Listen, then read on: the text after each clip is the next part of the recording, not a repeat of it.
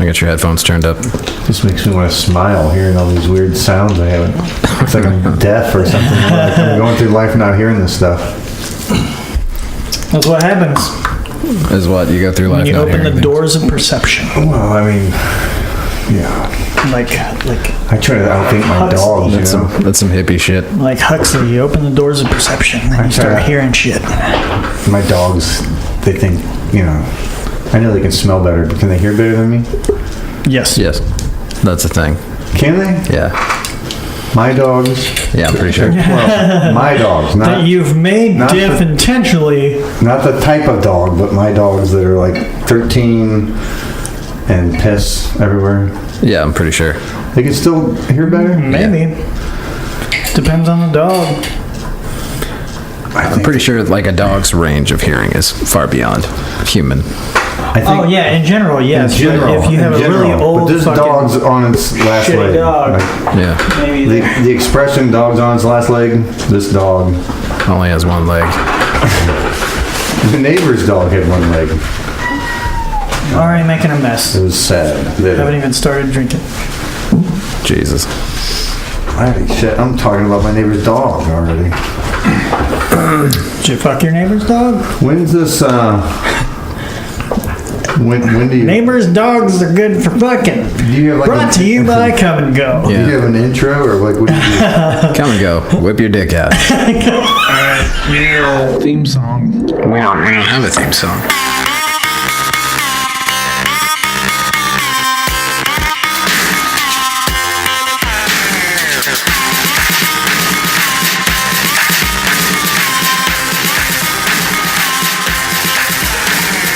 Contextually yours.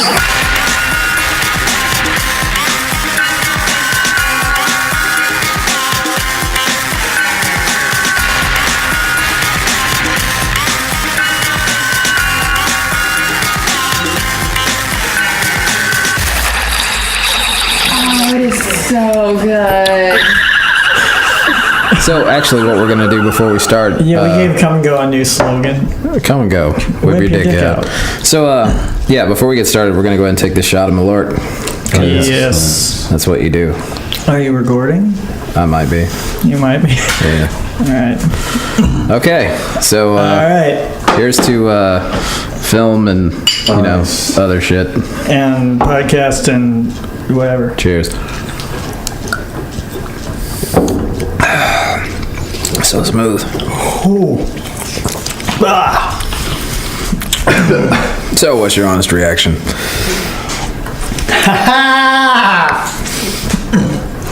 Kind of turning green there, guy. Do you need a moment? I'm making sure it's made in this country. It's technically made in this country. They used to distill it in Chicago, and now I think they distill it in like Florida, where it makes sense. Dublin, what are you breaking? He's breaking all the shit. All right. Whoa, man! I can't. So. Best reaction so far. I don't know what that is.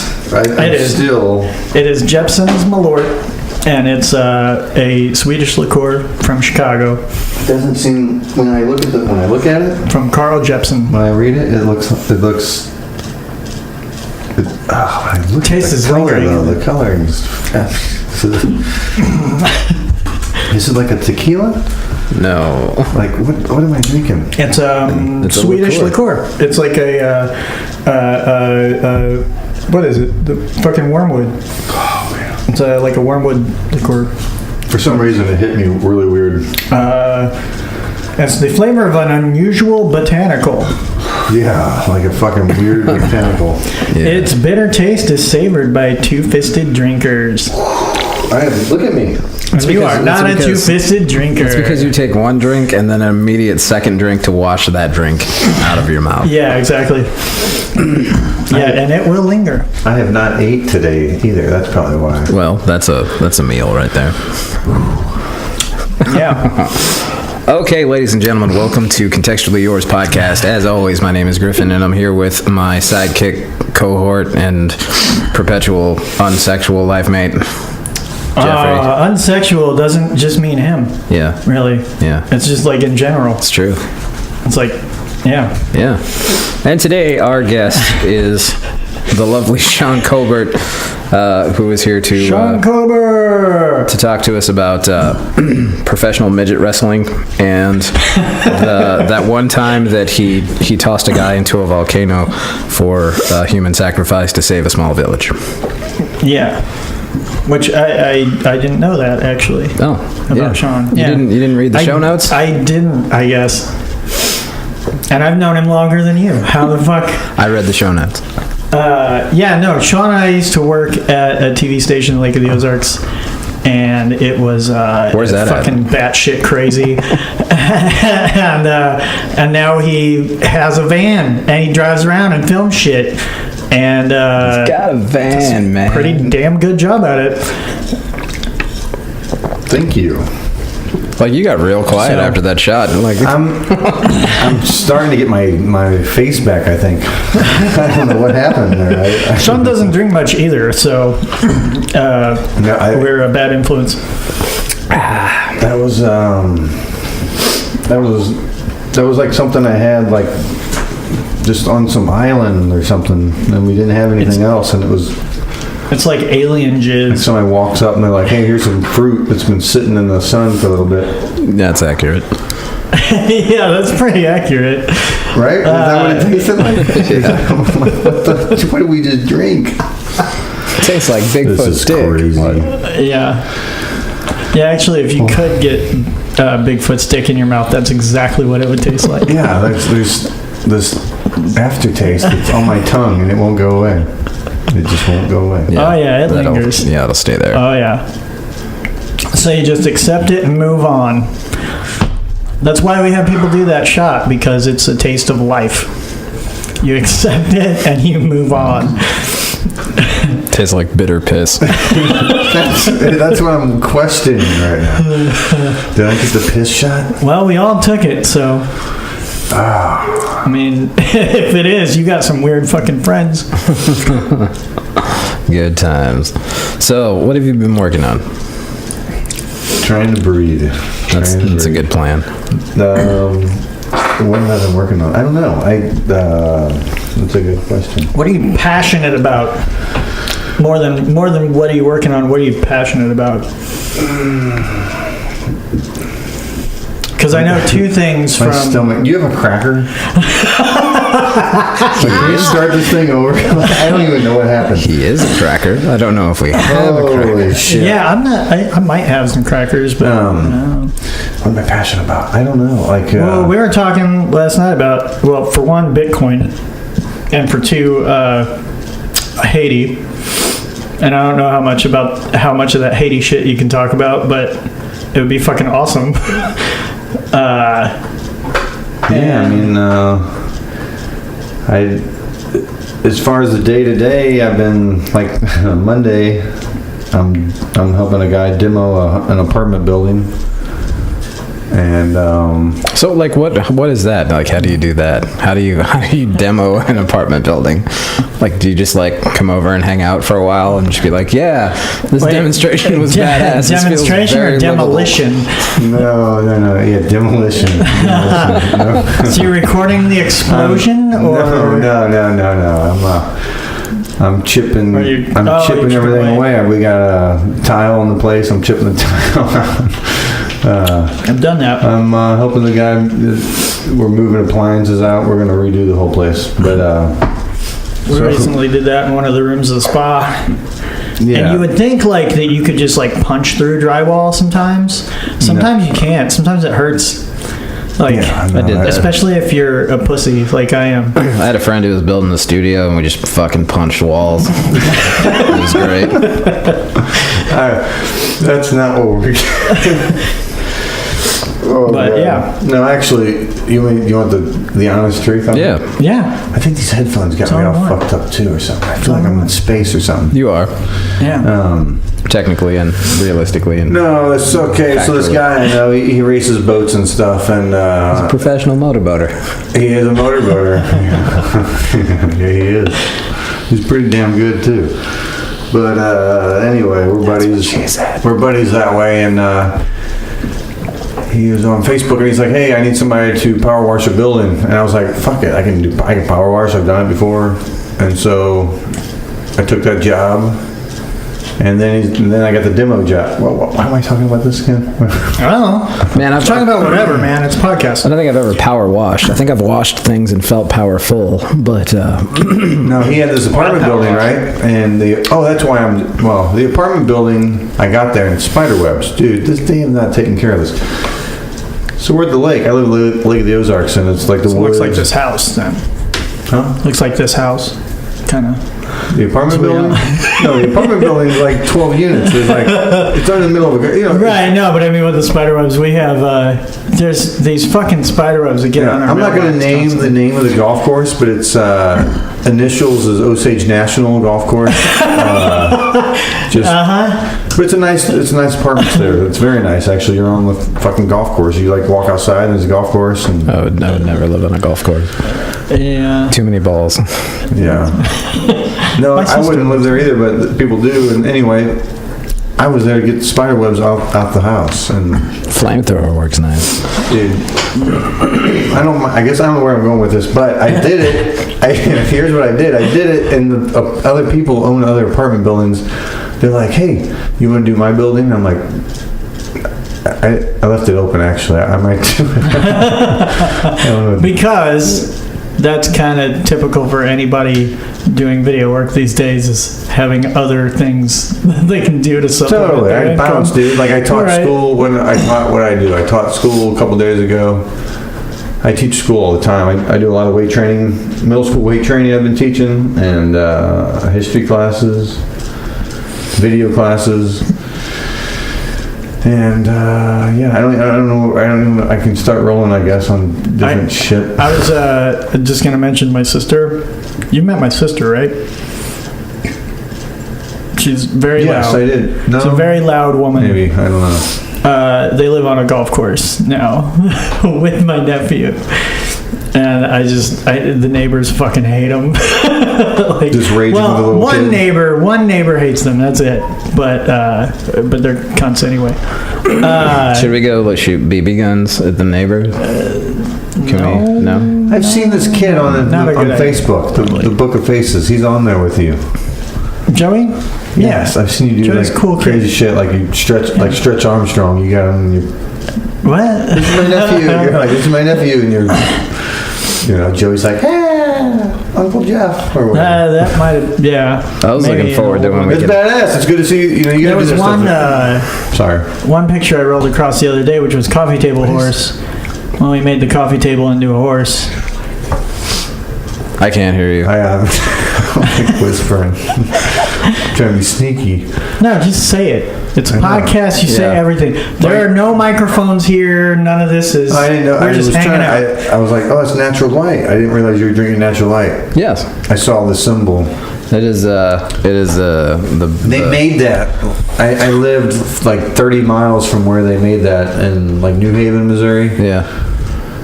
And you could get it for like $4.99 a 12-pack. Natty It being like 14. Like, where did it come from? Natty Light tastes like my misspent youth in St. Louis. Yeah, are you from St. Louis? No, actually, I'm originally from Las Vegas, then St. Louis, and now I'm here. Yes, they're getting the Raiders. Yeah, the first national sports team they ever get is the Raiders. I think that's awesome. I think I'm gonna go to a Raider game when I'm out there. I would go to a Raider game. I don't gamble, but I would go to a Raiders game. Yeah. In Vegas. Yeah, You're gonna be there, and like some sheik is gonna be next to you, and he's like, "Yeah, I'm gambling." Da, da, da, da, it's possible. I won the potluck, and I got the tickets or whatever. You know what I mean? They're gonna be people like that. You're gonna book a hotel room. They're gonna be like, "Oh, go to the Raiders game." There's a good chance that'll Yeah, happen, that's a but good like, point. I mean, the odds are They're you're. legalizing weed out there. That's already The whole it's shooter already- thing's kind of it's that's crazy. You don't want. my cousin was at that show. That's crazy. Yeah, it's fucking nuts, man. Like, I saw that the shit. I was taking a shit. That's why I go to the desert. I was thumbing through my phone, and then I see this thing pop up. You know, people like checking in Vegas and shit. And I'm like, what the fuck? Yeah. Holy fuck! Yeah, that was brutal. That put me in a pretty bad mood for a Yeah. good week, at least. And like, I don't even know where I was at. fuck. Yeah. I think I was on the road. Yeah. Did they ever find out what the motive was or anything? Still. Dude, there's all these conspiracies. Still insane, Somebody said man. some stuff today, and I was like, "Oh yeah, it's like, oh man, It's just Where does crazy. this thing get played? Because I got people that like It's just on the stalk internet. me right now. It's just on the internet, man. Like, The FAA is fucking calling me and shit. I don't want these people hearing this shit. well, then I'll fucking talk about it. It's whatever, man. I think I just found out that I'm not going to be allowed to own a gun if they finish out that new fucking law and shit that they're trying to get going. What? Because I'm diagnosed with major depressive disorder. So apparently, You put your name on a list. yeah. That's what they do. The whole thing. I was out in Colorado, and the guy's like, if you want to get on the medical thing, get your name on the list. You get the higher dosage, you get the less tax, but now we got your name on the list. Yeah. fuck And I all can that come shit. as a federal agent and say, "Where's the list?" And that's like some Nazi stuff. Like, what's is. going on with that? I don't know. Like, it's, Welcome to America. right? Is that wrong? No, that's right. I was just interviewing him, and then he gave me the tour, and that was badass. Can I show Technically- you pictures of that? Can you Just pull stuff the up on layers that? and layers. Hell yeah, I can. Yeah, technically, we like to show how anti-fascist we are by doing fascist shit. Like, you know. Yeah. Well, I don't really want to get into that debate either, I'll but get into that. Okay, new disclaimer, ladies and gentlemen. For if this is your first time Oh, tuning into shit, Contextually Yours we gotta podcast, do that. or if you're a continual listener, all 7 of you, check this shit out. Okay, from here on out, there is no holds barred. I'm not fucking editing a thing out of this podcast. That's If a- you're too much of a little fucking bitch to be able to handle the shit that we're talking Did I about, mess up? fuck off. I Don't fucked up. tune didn't in. yeah. You like putting disclaimers before we even started. Damn right. Trigger warning. There will be a trigger warning. Yeah. I screwed up. What are you doing? Yeah, and then the trigger warning Here. after the trigger warning is that fucking Jeff, can we do a little test here? sure. Okay. What do you want me to just look up? Google my name, and then I can maybe like think of something to say. Listen to 'Cause that. Listen to how. I don't know listen how else to do listen to this. this celebrity bullshit here. Just Google my name. I don't know what to say right now. Just You asked me Google about my shit. name. I mean, I'm working with a lot of things, dude. We're trying to do a lot of. Yeah. We're trying to do a lot of things. Your Facebook. We got Big Planet Media. Like, don't go to the crap stuff, but go to something. Planet Media. Like today we did buddy packs. It was cool. I don't get to spend a lot of time. I mean, I spend a lot of time with my family, but it was neat to do something with my family. We set up like, I don't even know how many schools. It was like 7 schools a day with a bunch of people. I mean, the whole church. Not actually, it was probably 30 of us. And to see my kids like putting the applesauce in the bag and like hustling it, that was cool. You know? Yeah. And so that was today, you know, but we do all kinds of stuff every day.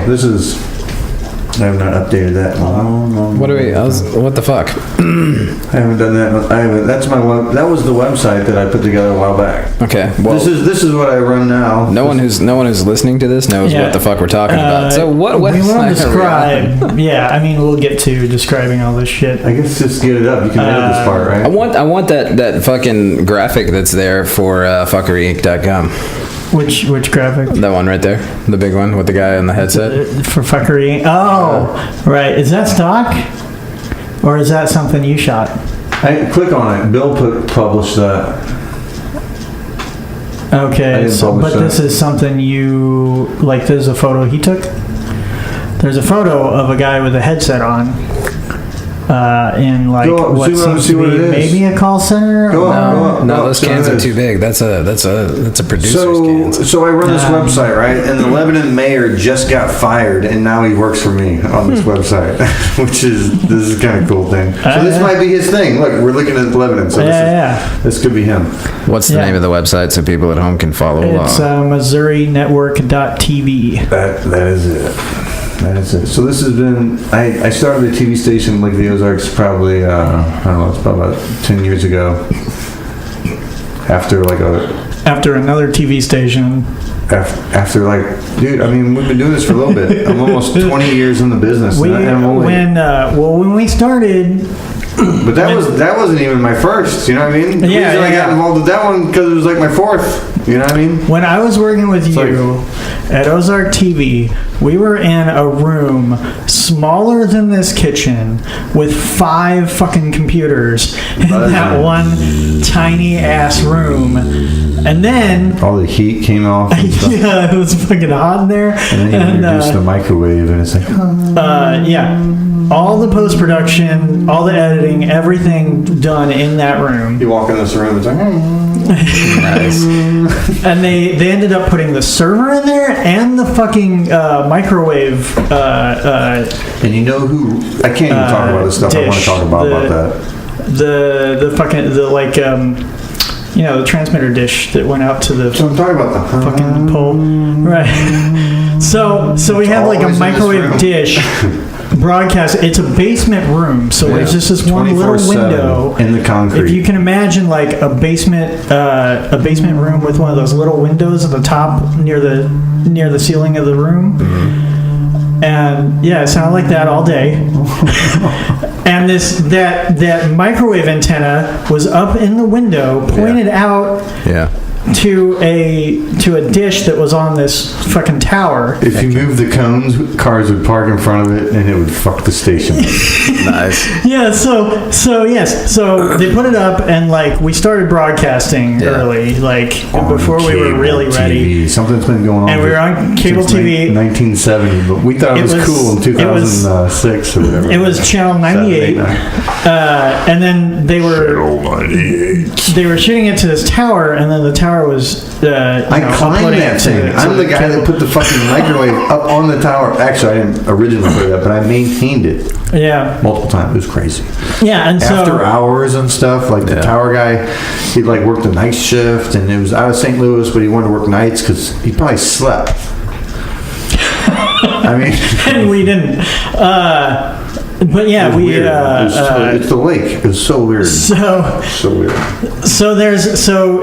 And then the building is kind of like on a hill. So we're like on the downside of the hill in this basement room, and people park on that side of the building. So when we first put it up, cars would drive by and interrupt the fucking signal. We're live on the air, and cars are driving by interrupting the signal. We had to put cones out to make sure the cars went down the hill further so they didn't block the signal. Like, it was like the most ghetto TV station ever.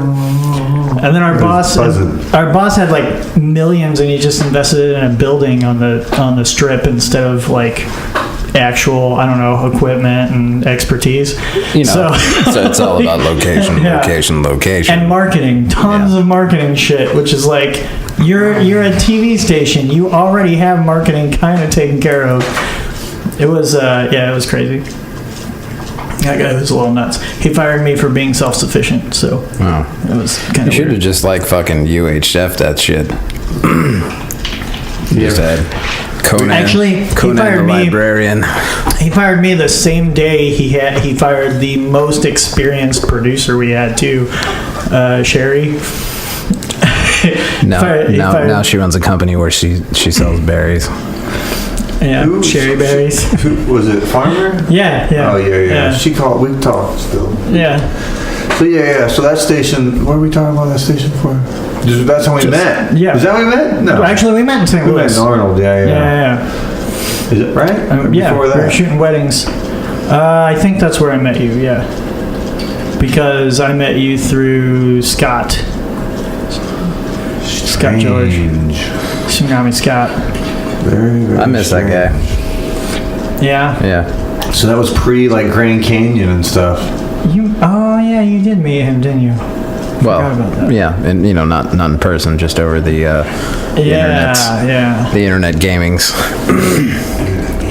Right. Yeah, we played Left 4 Dead a lot. Yeah. That's a Shit, plug. I wonder if he plays anything anymore.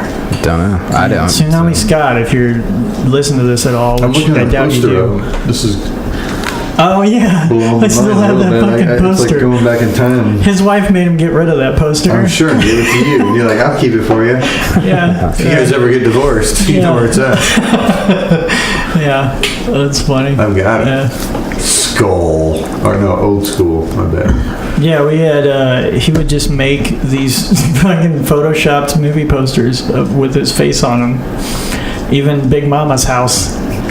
Because why not, really? And he's all the faces on the poster. Well, this was like 15 years ago when it was difficult. You know, you'd go home and you'd hit render and it would render and you'd come back and you'd be like, oh, it's still rendering. And then you might come back at like 4 o'clock in the afternoon, it might work. You know? Yeah, Tsunami Scott's a Photoshop hipster. He was doing it before it was cool. Yeah, like paint, copy, you know, shortcuts. Putting his face on everything. I had a Commodore 64, man. I was like, you can draw on this? I was didn't, like 6 years old. I didn't have a computer until I was a sophomore in high school. Yeah, no, I was thinking about that today, man. I grew up. I came down 14 here. when I got my first computer. I was like, what do we want to talk about? Like, are you gonna let me talk? Like, about whatever. like what? Like, Dude, the shit you were talking about with Haiti last night was amazing. And I don't know how much of that you can actually like. Let's actually, our new goal is to get into documentary filmmaking. Public, like, we don't actually want to make documentaries. We just want to work for people who want to make documentaries. That's the goal, is to just be crew and get paid. well, the crew's I would that probably be do good. research Crew's too. good. I'm always looking for crew because. I would do research too, but the hookup, the there's a lot connections. of behind the scenes, like, and I don't know if that's what I do. Like that guy said, what I tell you yesterday, a philanthropist, Yeah. filmmaker. I'm like, I didn't know whether to take offense or to think that I was like, What'd you call me? like you know, am I Calling me a poor? philanthropist? Like, I don't make money on my stuff. I don't deserve money. Is that what I really didn't understand that, but. This guy was trying to hook me up with. Well, he's another right. guy. You do a lot of shit for charity, and yeah, Which is good. Like, yeah. No, it was totally good, I guess. I don't know. It was a weird way to be introduced. Yeah, I mean, it's no way to make money, but it's a good thing to do. Yeah, he goes. So he's introducing me to this guy named Cash. Okay, which is a weird name. Maybe it's common nowadays. I don't know. But he's an Indian and he lives in Colorado and he grows hemp. Right, so he goes, this guy's name's Cash. He goes, and the guy I'm talking to, he probably has, I don't know. I mean, I'm not into money. I mean, I know people with money. He's probably got $30 or $40 million. This guy, probably more than that. Damn. Probably way more than that. Yeah, he's big. Oh yeah, he's the guy He's that moving. you were telling me He's done it all, sells man. him to like fucking Nike or some shit. Like, that's dope. I probably shouldn't be talking about his name like that, but whatever. This dude.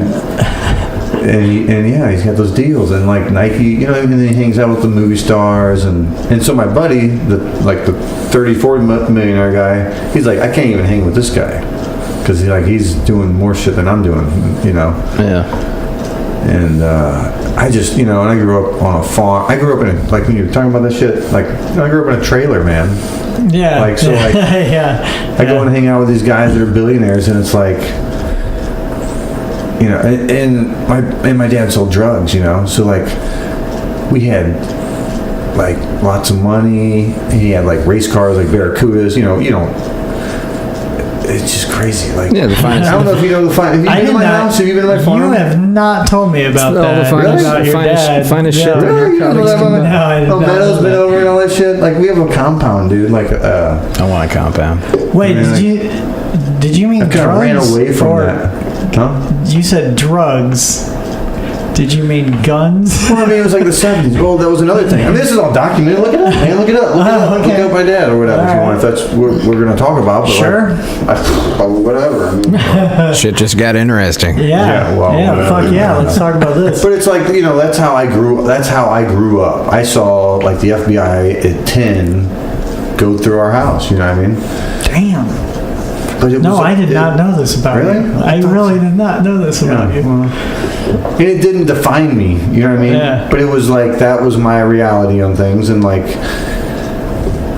so like traveling, and I don't know, like the whole Haiti thing, like it's who's got the biggest gun kind of thing, and like when you're driving there, it's who's moving the fastest with the biggest vehicle. Otherwise, you're going, and it's like, you might have 3 cars coming at you, and you might be dodging 2, swerving, and It's raw competition for just like domination of the whatever. We were talking about the Haiti market thing. or- I mean,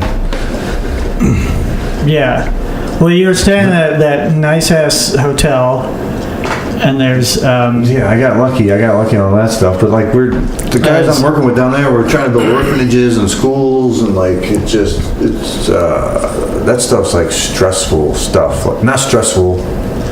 It sounds stressful. It's the stuff that we should be doing. You know what I mean? Like, we're up here, everybody's jacking around, thinking things are great.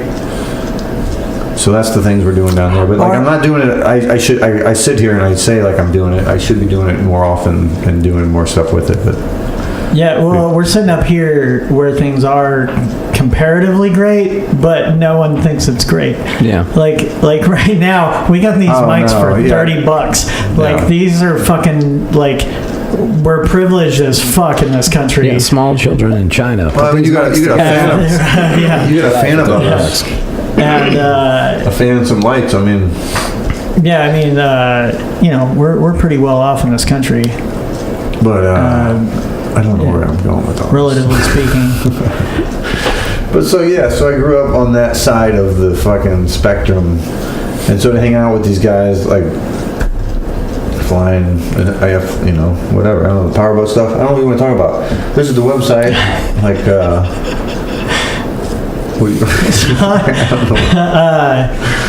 I just did a game for the Bears. We won. The Bears won.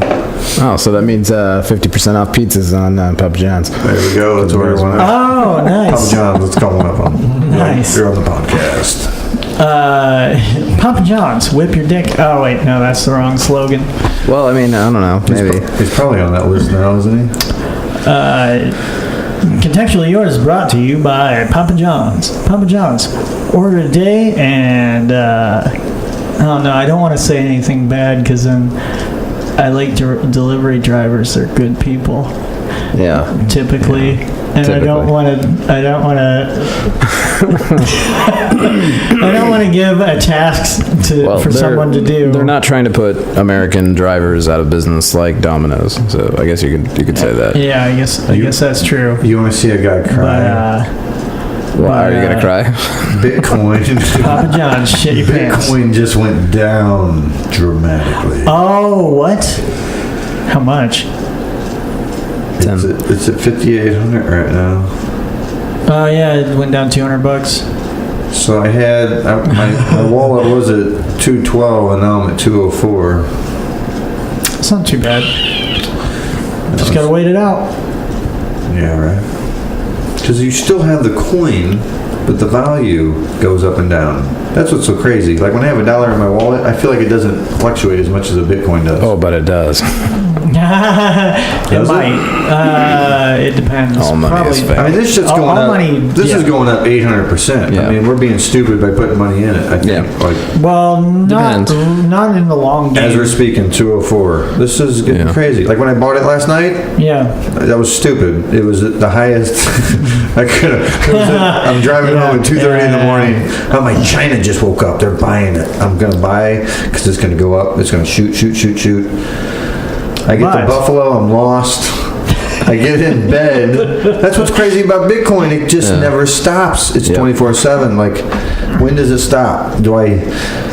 Do I play it? It's just like stocks too, man. Like But stocks, am I stupid for sitting on it? Am I lazy, or do I just play it? Do I like say, oh, now you just keep, it's gonna be 2%? No, you just probably just forget about it for a while. Yeah, you forget about it for like years, and then when you come back, you're like, holy fuck. It's like baseball cards. Yeah, but see, that's the guys that like think like that. Now, You know, I don't know. if you do trade, I told you I did that competition, right? then you can. And we did really good. I mean, I do this stuff, but it's like this is like Trading a social requires- thing. This is like a psychological world. Like I'm in Zimbabwe, and I don't have a chunk of gold or like 30 pesos in my hand, but I have this cell phone. And if you scan this, I can buy whatever you want to sell me, right? I don't think pesos are going to do you any good. Yeah, it's exactly. Whatever. You get it, right? Like, are we talking on So that? That's the coinage we're talking about, right? If anyone tries to sell you pesos in Zimbabwe, you should probably think, you should probably question their. I'm supposed to go to Nigeria. Actually, the Congo is where I'm supposed to. I'm not stupid. I'm not racist, and I'm not stupid, but I'm not. Oh shit! Here it comes. What? But they're killing. They kill white people there, and I'm white. If you don't know by my voice or whatever, maybe, man, not my voice, but whatever. All the weird hillbilly words I've said. And they wanted me to go there. So I do these 360 films, and they wanted us to go down there and shoot these gorillas, and they were kidnapping people like me. So I declined that one. But that's how I went to Haiti. So instead of going to that one, I went to Haiti, which I got to Haiti, and I had 2-day notice. It was like they called me on a Sunday, and they were like, "Hey, we're flying out Tuesday. You want to go?" I was like, "Yeah, I'll go." I guess I've never been there. I like beaches. Actually, I didn't think it was going to be beaches. I like beaches and corruption. I mean, I knew it was. I've been to the islands. I've sailed. I've been down there, but I haven't been to Haiti. And it was crazy. I mean, you can look it up. Like, we flew in. Like, it was so epic. I was responsible. I told you, like 39 cameras. Yeah. Just had to keep them running. 39 cameras and mics and... Oh, I didn't do the mics. But I did. I was the only one that knew how...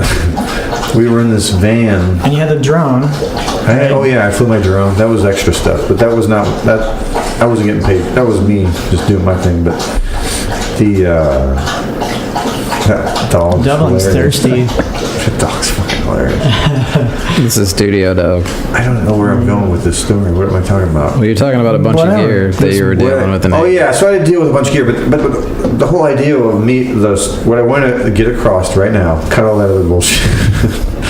What I want to get across is it was like flying into Haiti. It was just at twilight. Yeah. And like we were flying into Port-au-Prince, and there was more light than darkness, but you could see like fire barrels, like 55-gallon drums, burning, and like you're coming in, and the airport's pretty close to the ocean. It's beautiful. If it wasn't had like 6 million homeless people in it, you know what I mean? Right. It's got 6 million. There's 10 million people that live in Port-au-Prince, and 6 million are without housing. The sanitation is like 17% have bathrooms that just go into the ground. They don't go into a central facility. There's nothing like that. There's gutters out in the streets. They just I looked at my photos. All my photos have people peeing on the walls or like just pooping in the streets. The girls will put their dresses up and they'll just kind of squat down. It's crazy. Damn. What am I talking about? No, keep going. I don't know. That's where. Keep going. I don't even know. But no. So we're flying in and we see these fire barrels and like I'm like, what are we getting into? And we land and I had an assistant and he was in college and he's great kid. He's in college. He's working for NASA right now. It was weird. I was thinking of all these really smart people. I don't know. Like I told you, I don't know how I got involved with this. I feel like I'm a big Hunter S. Thompson fan, and I feel like it's kind of I've done some hillbilly I just done a bunch Like of stuff. I you've went on been like to- tours and I've done all kinds of weird things. You know what I mean? So so this is just no You were trip. subverting the rest of the crowd that was there. I don't know what that means. But, like, you were like, not like a sore thumb, but like stuck out like a sore thumb, but like you were Well, like we were white. We are in Haiti. separated from. Did you guys have security? Well, that was beautiful, right? That's a good question.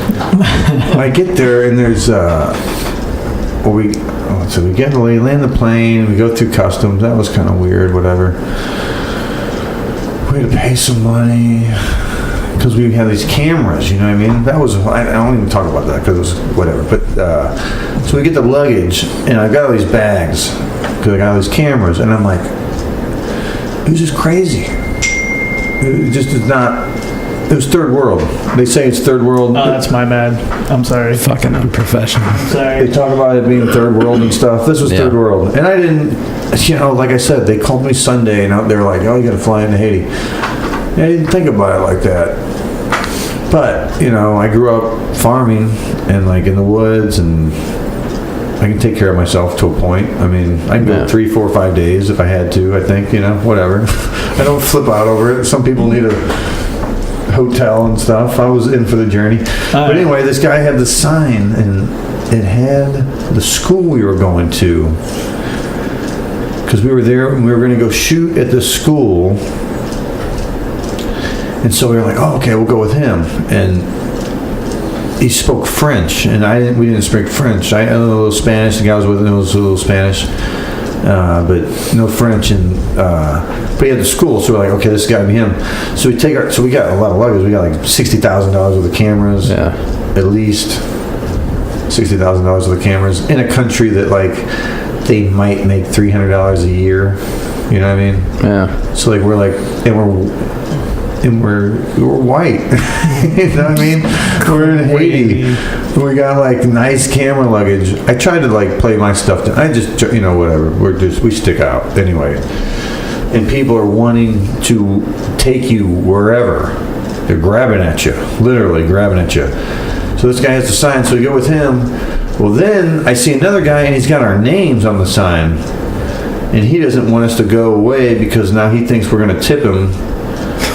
But the guy with the sign with our names had the names, and he had 2 guys with AK-47s. I'd go with that guy. And so we went with that guy. Yeah. We were like, So there was one guy with the school's name on it. he was picking up other people, I guess, that were flying in, which I didn't know about.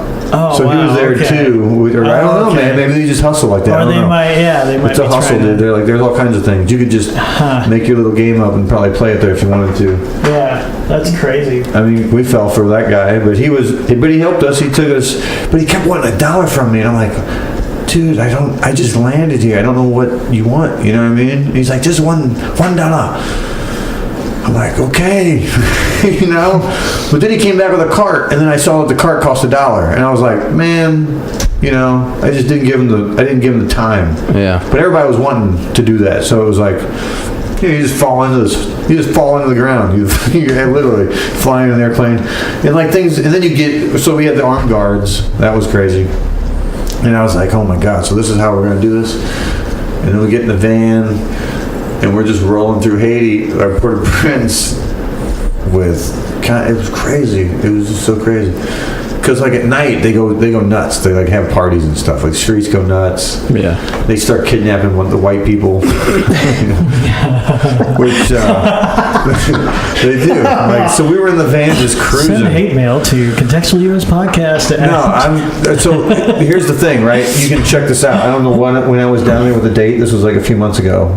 But when we were down there, like our government, Haiti had an election and elected a senator. And I can't come up with his name right now.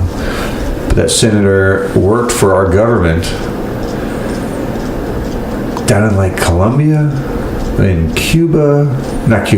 down in Colombia and Chile and all this stuff down in South America, and like ran shit, moved product. I shouldn't be talking about this probably right now, but you can look it up. It's all on there. And that's how I found out about him. Like what, Wikipedia or something? Look it up. Like if we can figure out the time, but here's what he did. So he like ran some stuff, knew some people. The laws are not as strict down there, so they're like they were forming governments and stuff, right? This is like big stuff. So he went back to Haiti, became a senator. Our FBI didn't want him to become the senator, so the president of Haiti said, all you senators that just were elected, come to this meeting.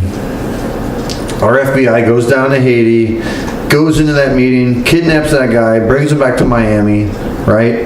That's on like a Friday or a Saturday or something. I fly into Haiti 2 days later. Oh, God. They just took their senator. I didn't know that. I'm there to shoot a documentary about our two colleges. We had Harvard and I can't think of the other. Cornell. Yeah. And there wasn't that many kids from Cornell, but there was kids from Cornell too.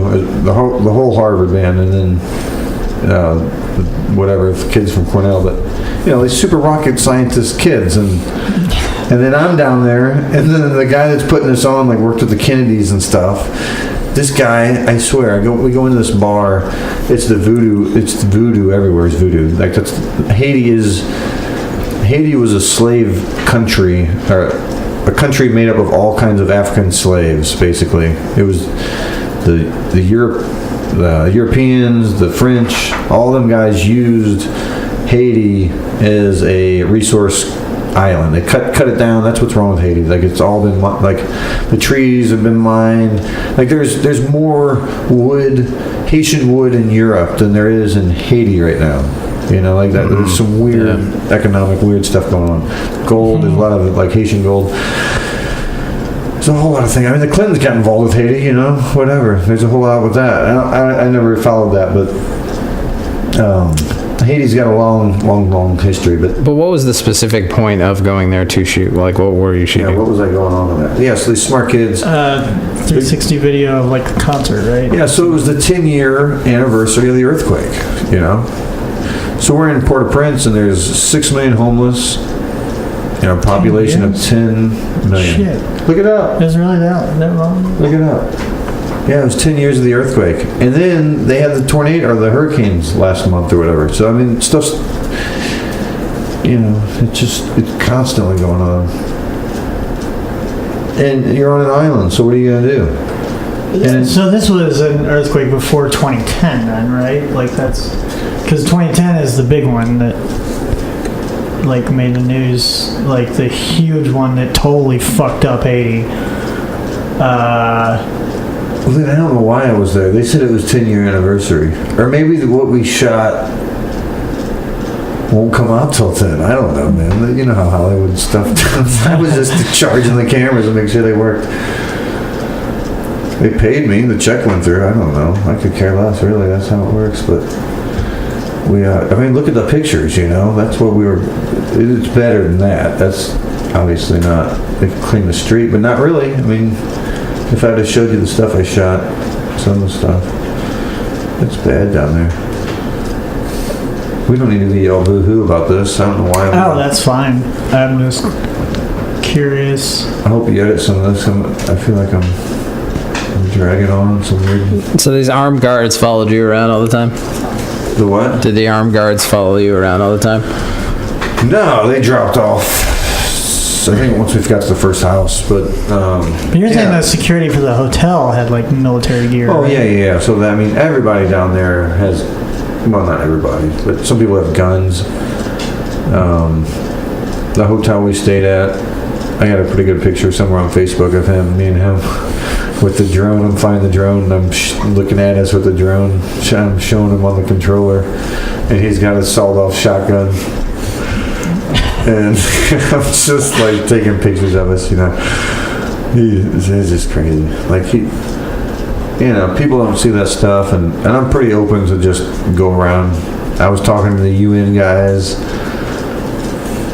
I mean, I don't know how much you want to talk about this. Like, how much do you want to talk about this? I mean, right. Like that's what it's. Yeah. So like a few days into the deal, they were like, what have you done, this and that, and I was like, this is how I don't know. I just started talking about how I grew up or whatever. Somebody said something about weed. I was like, yeah, I'll take a bag of weed. And then the guy that was putting the film together was like, oh, he's a big filmmaker down there. He's done tons of films. I said, he's done amazing things for Haiti. And I can't even think of his name, but he was our guide, per se. And I've worked for PBS. I've done documentaries. I've done all kinds of little, whatever, things that nobody's ever seen. But I didn't know about how good he was until I got back, and I knew he was good, but he hooked me up with this bag of weed. This chick comes in, and she's like, here.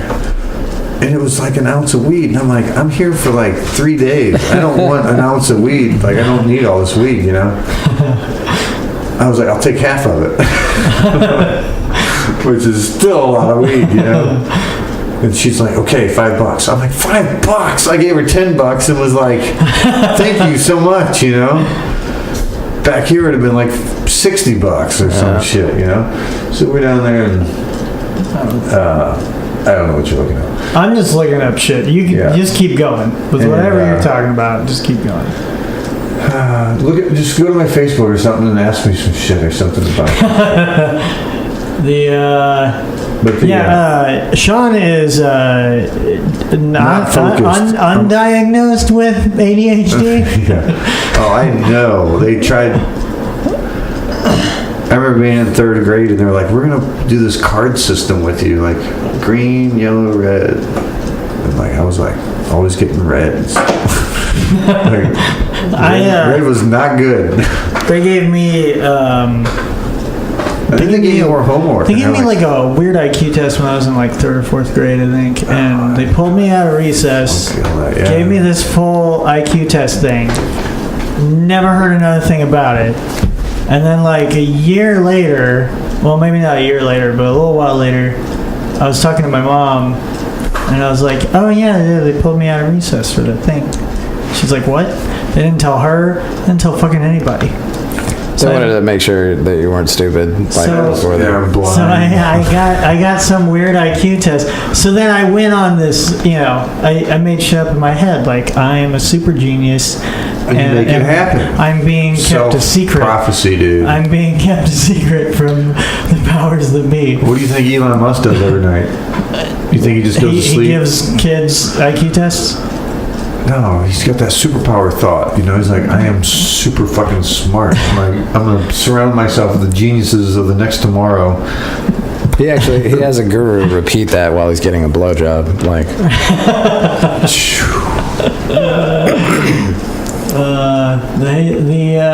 it's always like better in your head, right? Like, I'm going to set this thing up. Oh, 18 hours from the history of Haiti. Oh yeah, what about that castle? The fucking castle. What's the history on that castle? Hold on, let's see. The castle, the Citadel. What is that? Oh, quick history. So the French, Napoleon and stuff had Haiti at its palm and had all these slaves. And so the slaves were like, we got to do something. And they basically formed a religion called voodoo. Is this it? You had all these languages, and the languages were from African descent, but they weren't together, and then so they formed voodoo, which was it is a religion that's super strong in the country right now. It's the #1 religion, and within that religion, it bonded all these slaves, and then they took over the French and kicked the French out of Haiti, which was Napoleon, and then they built the Citadel La Frere or whatever. And Christophe. It's in Nord Haiti. And Christophe was the he was in charge. He was the president, or not the president. He was the king. Scroll down a little bit. Let's see some video or see a photo here. So that's actually up top. That's up top. Okay, we're on a podcast. You have to actually describe what you're. Well, this is the Citadel. If you look this up, this is the Citadel. You basically, it says that, what is there, 365 Just cannons? if you just Google, I can't pronounce this shit. If you just Google Haiti Castle, it's like the first Wikipedia. Well, they can see the video I put out. I put this great video out. We should talk about the video. Why are we talking about Google? Let's talk about the video. Yeah, well, is that video? Did you make that video public? Because I thought there was some shit surrounding where that. can you Let's plug my work. Let's not plug Okay, well, Wikipedia. sure. I'm just being too. But I don't know if that video is public anyway. So. I told you why. Yeah, because they didn't want you filming there. No, it was the film crew I was with. They were like, we're trying to still fundraise for this film. If you put your documentary out, which looks really fucking cool, then how are we going to raise money?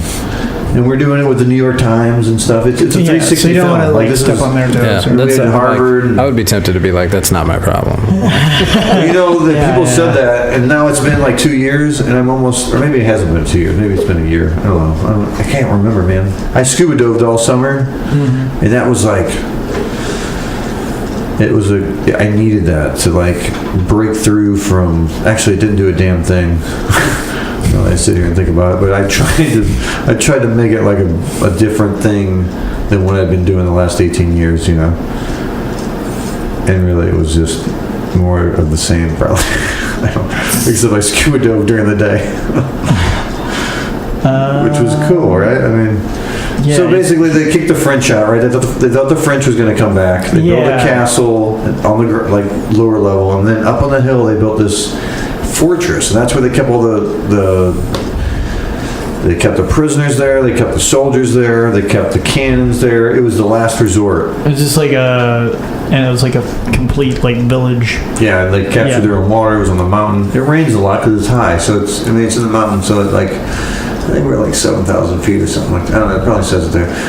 It's probably not. It says 3,000 feet. Yeah, 3,000 meters. 3,000 feet. Yeah, okay, 900 meters. So, but 3,000 feet is pretty high when you're at zero at the ocean. Right, yeah. You just instantly 3,000 feet just. Yeah. So it's kind of different. But, and there's still cannonballs sitting out there. Oh, yeah, there's tons. You saw that picture of me and that kid. Yeah, so they thought the French were going to come back, so they built all this, and then they put cannons, there's cannonballs, and they were just waiting for the French to come back, and the French never came back. So they never shot the fire, they never fired the cannonballs, and the cannonballs are still 365 cannons. One for every day of the year. Oh, it's beautiful, dude. You walk around this for place. Every day of the year. You walk around, and I'm going to start doing tours. I'm working with a hotel down there, and if you want more information, they should probably email me. But I want to take. Here's what I really want to do is it'd only be about $1,200 too, and we could go down there for a couple days. I'd take people to this castle. And then hopefully they would spend some more money on some other stuff. It's like kind of by foot or by mule or whatever, right? So to get there, the castle. Yeah, I took a motorcycle to get to the town, and then from the town to the castle you have to. It took a donkey. Yeah. Took a donkey. I hiked. I took a donkey and I hiked, and I took a motorcycle, and I took, that was it. And it was really far. Yeah. But it was like, I wanted to walk. I didn't want to take, the donkey. I wonder if it shows on here how many miles from the town it is. See right there, a small fee or something, maybe. Oh, okay. The first portion of the 11 kilometers, 7 miles, is navigable by a four-wheel drive vehicle. That's where we took the motorcycle. And they had landslides. And there was we'd stop, people were doing laundry on the side of the road. I mean, there's huts. Those people, I think, don't have the internet, obviously. They're living in these huts. They put their clothes out on everything. And it's in some ways it is an act for the tourist to stop and do something at this point of the trail, But in reality, they're all doing bad out there. I mean, they all need. You go in these places, and at nighttime you might find a place where there's one TV and everybody's huddled around. And they're all watching soccer. And if you just I was lucky. The places we went, it was pretty secure because we were with Harvard and all that, for the most part. But then we'd go off on our own, and that was always a trip. It was pretty crazy, actually. Yeah. But I felt safe. I'm bigger than most people down there, but that don't mean that, they have guns or whatever. Right. But for the most part, I just felt like I was... 7 miles though, man. And then like the last part, it says mostly uphill when you're on horseback. Oh yeah. Yeah. It's mostly uphill, so if you did it on foot, you're supposed to have a lot of water. Is it saying that? That's what it says. Experienced hikers that carry plenty of water. Yeah, we come up there as a film crew. Like, I do this every day, but I'm with people that were from LA. Nothing against LA, but man, this isn't LA. This is Hades, And yeah. These other guys they were from Mexico, and they've been there, and they didn't complain, but it was harsh conditions. It was. We had cameras. We were bringing them up these mountains and on mules, and I just had to make it chart. I keep everything charged and powered up. It was pretty intense. I don't even know. So when you wanted to go back down there and make an actual documentary, what do you want a documentary to be about? So before that, I knew that there was a couple guys I knew that had orphanages, and I've wanted to work with those. That's the whole thing of me going down there. It's the orphanages. It's not. I mean, this castle's cool to see, but there's. Yeah. I felt pretty blessed to be able to do the things I've been able to do, and I can do more work there than I can here, like in the States. You know what I mean? Yeah. Like the things I do there will be more beneficial, and so that's why it was crazy coming back, because it's like, I gave everything away. I gave my clothes away. I gave like everything I had. I gave my knife. I had this knife from my dad for like 10 years, and I was like, and I kept it. Things that like you think like, I don't want to lose this, but then I'm seeing these people that don't have anything, and it's like, man, they don't have anything. I can get another knife. You know what I mean? Yeah. And I told my dad that even too, and he's like, oh, that's good. You gave it away.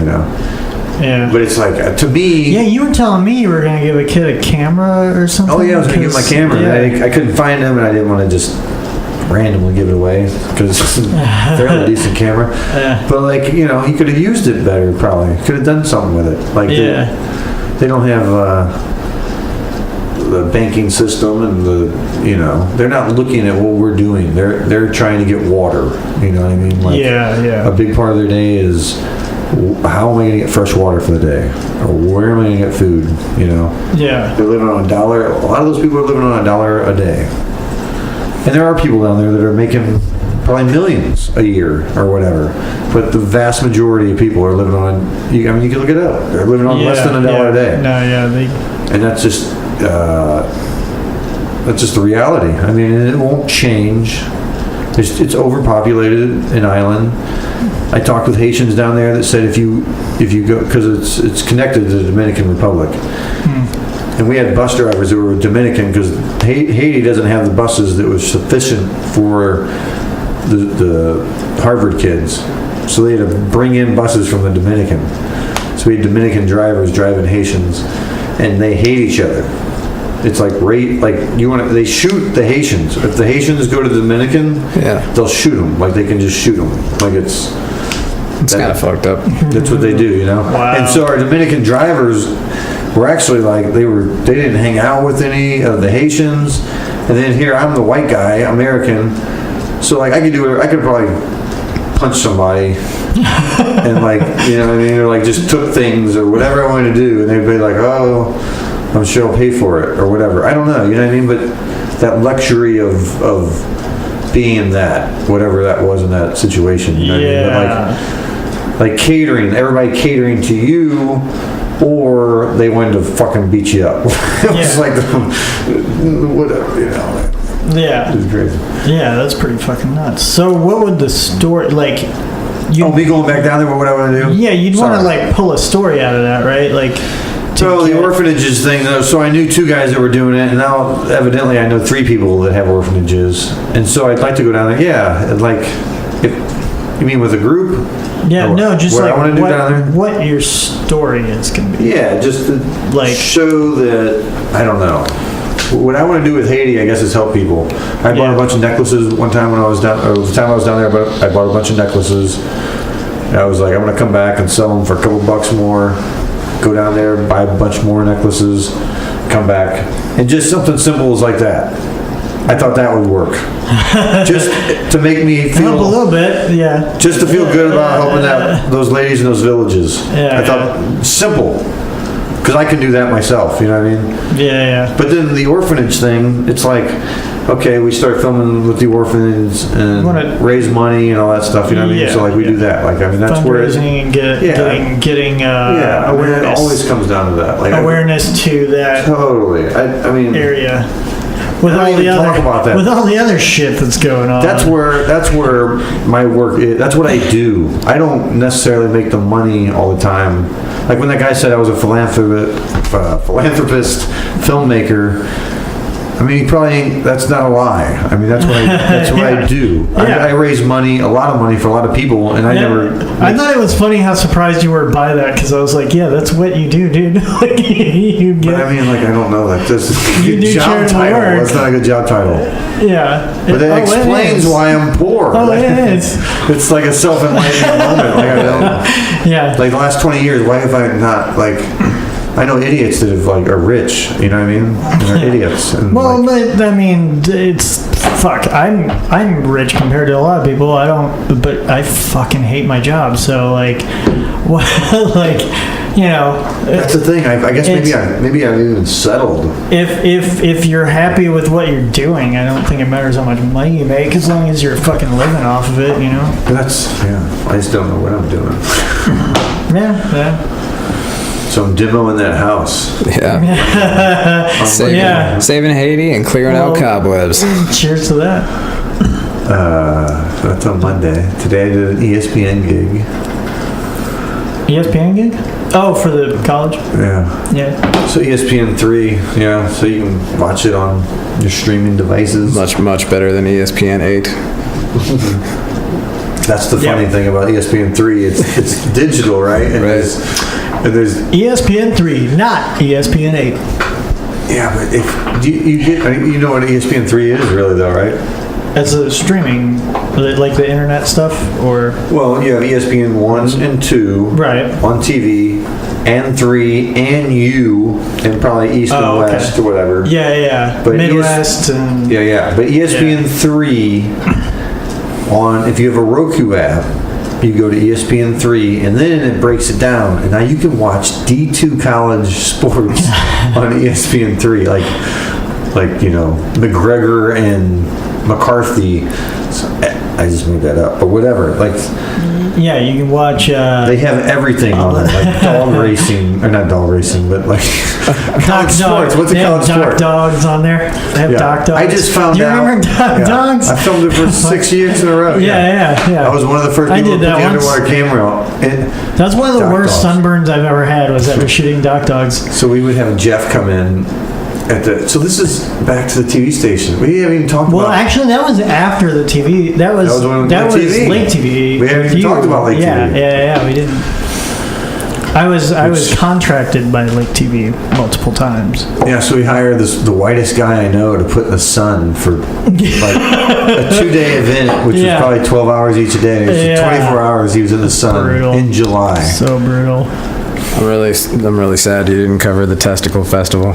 We did that. They did. I did that. I wanted. Yeah, they did. I probably would have had I don't know. Be funny and look up some of my old shit.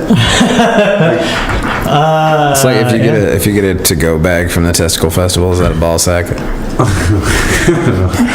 Dude. We're gonna have a booth next year.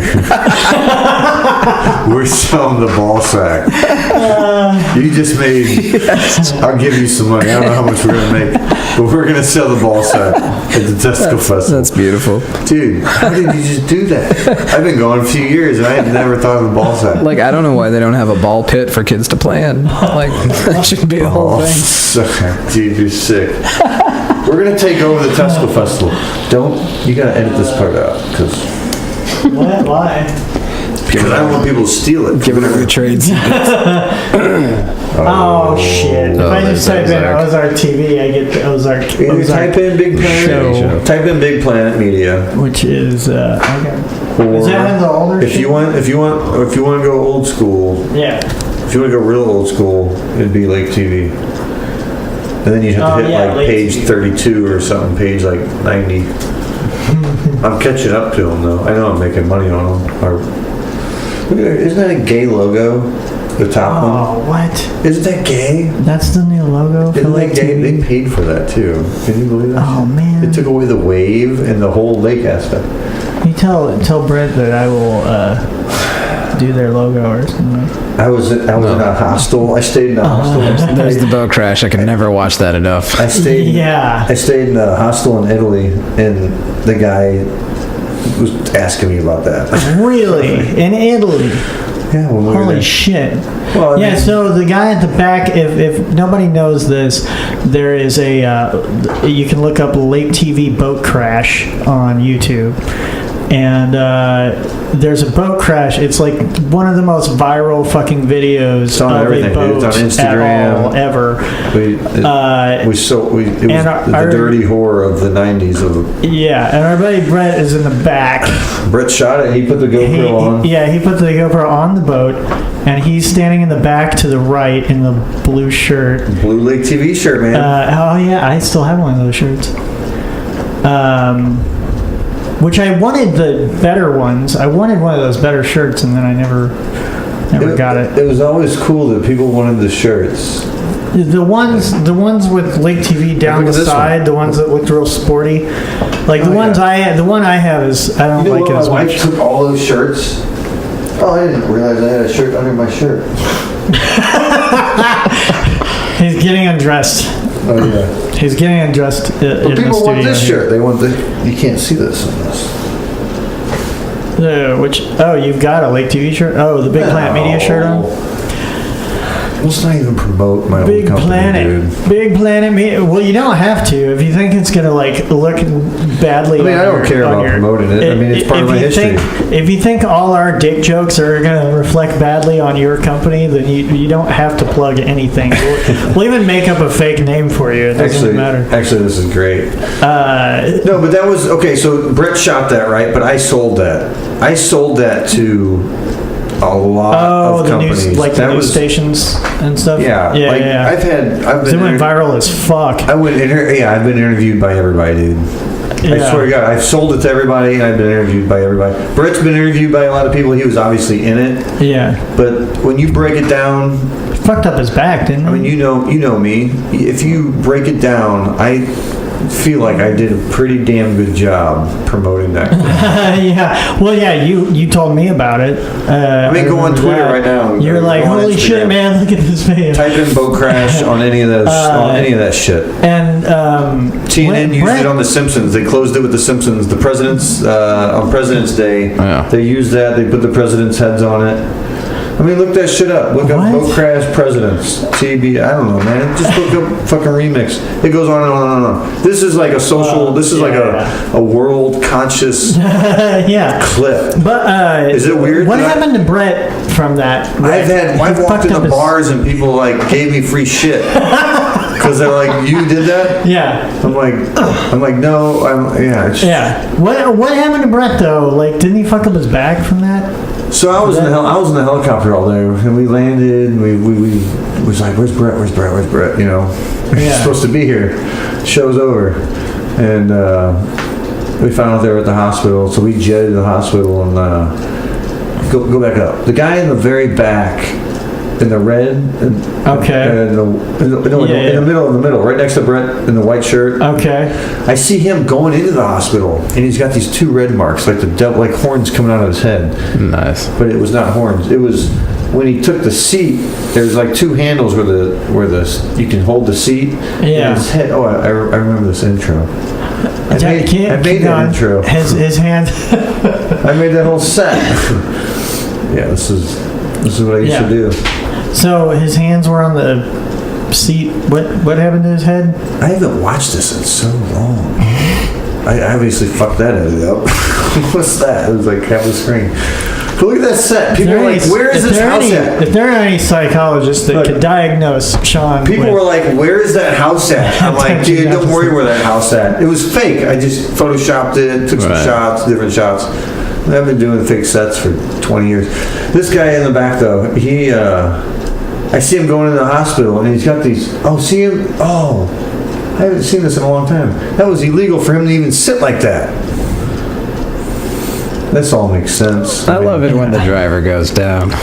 Yeah, man, that's so brutal. Ashley, he had to have had like concussions and shit, right? I think Ashley. Do you think she helped that clip get famous, or do you think the clip sold itself? The clip sold itself, dude. Or do you think it was the 3D set? Dude, that clip is so fucking everywhere on YouTube. But you know how it started being everywhere? It's insane how many remixes of that fucking clip there are. But what happened to the dude? What happened to his head? Oh yeah, so I see him going in. I'm like, and he looked like that. Obviously he looks like a boater, you know. Yeah. I'm like, hey, what's going on? Where you know? He's like, oh, I was in the wreck. He's like, I'll take you back there. Well, I go back there. What were the marks on his head? Well, because his head, when he crashed, the handle hit his head, and he had these two big metal hand marks on his. Where it was like a handle hit his forehead. It's crazy. Shit. So he didn't go into the hospital. He's like, he refused being taken by ambulance. But Brett and this guy in the front, the girls, they all went by ambulance. A couple other people. Brett broke his, he broke some ribs. Broke his leg, I think. He broke his wrist. This guy had like a C7 fracture. His eye like disengaged or something. Holy shit. The girls, both women, it was a daughter and mother. Yeah. When I saw them, they didn't break anything, but they wrapped them in like ace bandages, like mummies, you know? It was weird. I guess maybe ice compacted or something. Wow. Yeah, so people don't know that part of the clip, you know? But, right, yeah. Yeah. And like there's a woman there and the other guy too, they both got hurt. She broke a bunch of bones. I mean, it was a bad accident. And so like when this clip came out, I was sitting at Big O Tire the next day. I put this out on a Friday to do because we have tourists, you know, we live at the lake, and Saturday tourists come down, so Friday was like the day we put out the news, you know. Right, yeah. We only do it once a week. It's like, you gotta wait for it. You know. So this was the news. And look, it's only 6 minutes long, 7 minutes long. Well, but at least nobody died, because like when I first saw this, before anybody told me the details, that driver, I was like, holy fuck, he must have had to have had like a concussion or something, because he goes down hard. Yeah. So I'm sitting at Big O Tire, and I get this call from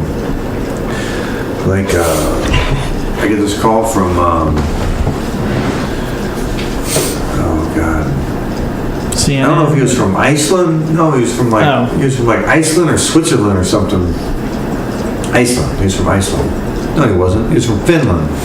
And one of those Scandinavian. Yeah, it was a Scandinavian country. It was Finland. And he's like, I saw the clip. We want to use it in a newscast. And I'm like, what?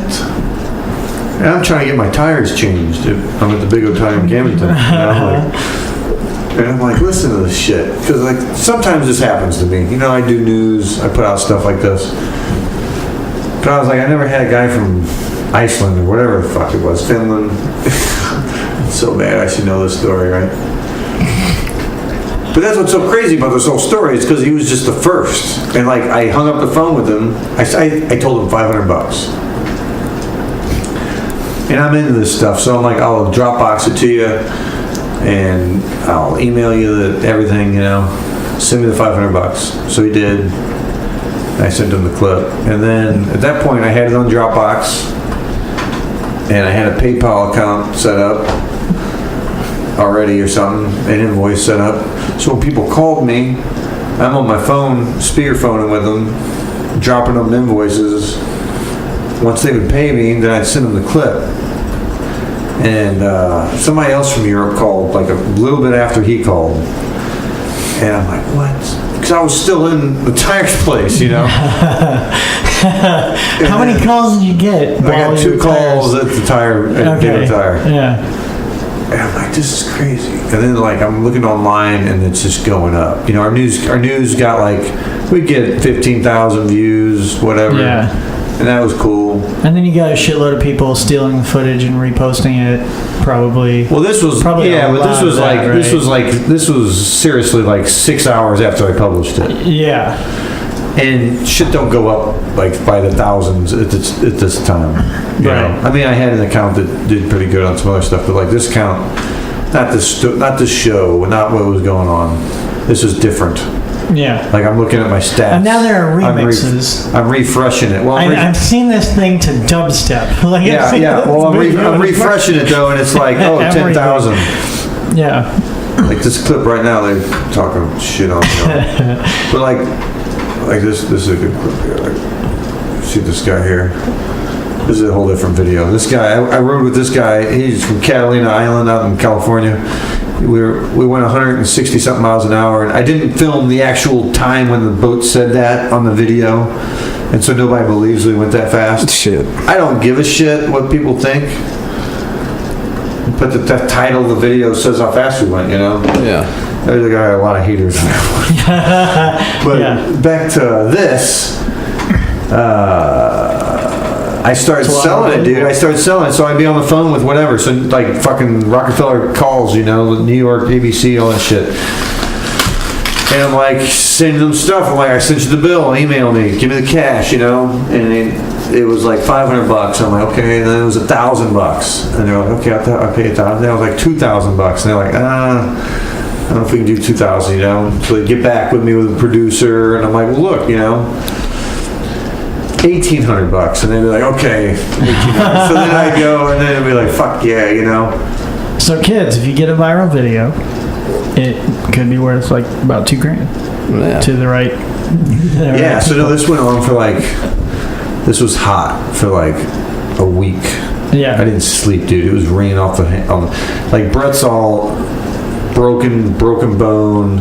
They wanted to put him on Anderson Cooper. Like, really? I'm talking with their producers, and I go, here's what's going to happen. Because they were going to give us some money. I'm like, here's what's going to happen. They didn't want to pay for 2 tickets. They only wanted to pay for the 1 ticket to fly up there. And I was like, no, because I go, I'm going to put this guy on the plane, because I was selling it. Brett was my bitch, basically. Yeah. You know what I mean?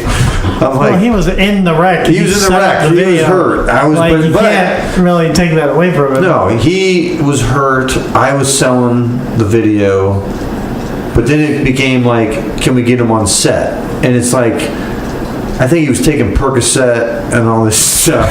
You know what I mean? It's like, wouldn't that be a good look for him? Yeah. Well, he's hurt, dude. He's in his boat crash. Yeah, and he's fucked up. You want to make $2,000 and be on Anderson Cooper and ride this out? But here's the thing: we're going to put him up there, and I'm always thinking way ahead. I probably should have done it, but I go, dude. Here's what's going to happen: they're going to pay for your flight, and then you're going to do the show, and then you're going to be in New York City with a broken leg, broken ribs. Like, they're not gonna help you after you're off the show. You know what I mean? Yeah. They're gonna drop you like a you're done. Yeah. We got what we got. That's true. And he's gonna be up there for like 2 days, all broken in New York. Yeah. Like, what are you gonna do? Yeah. Do you want to really do that? I was like, well, green screen it or something. And they ended up, I don't know. They paid for the clip. I guess we weren't on the show, but then we did some stuff with. We did a bunch of shows, man. A lot of stuff with.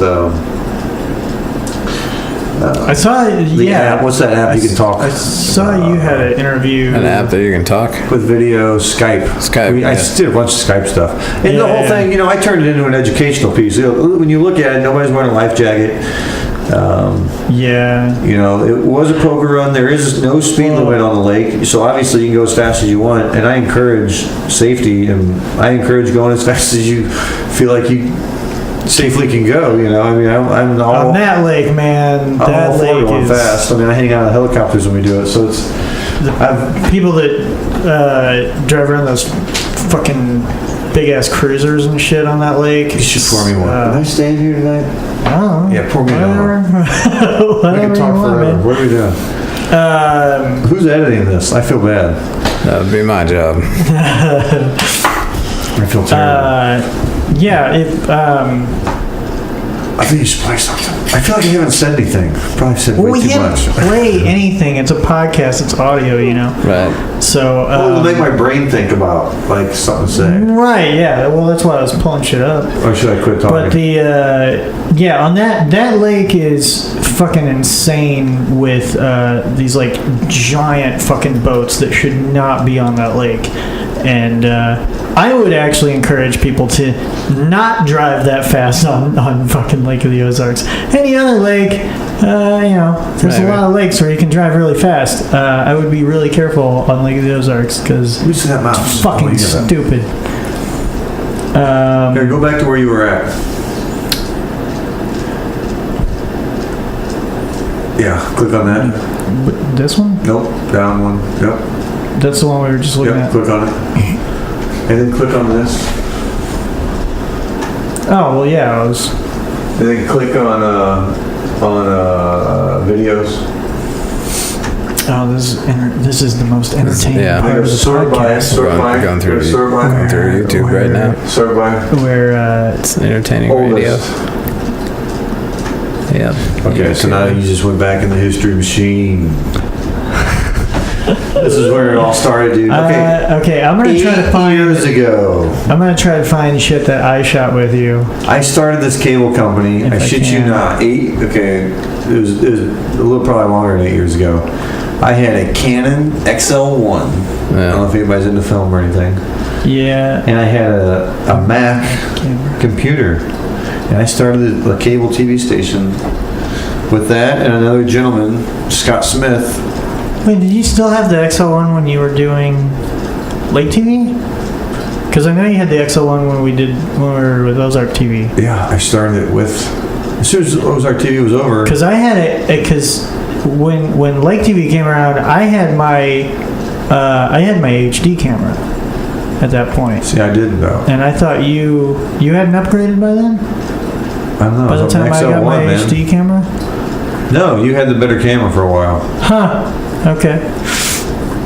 Fair enough. Look at the videos. I'm glad that I did have a Panasonic that had like camera.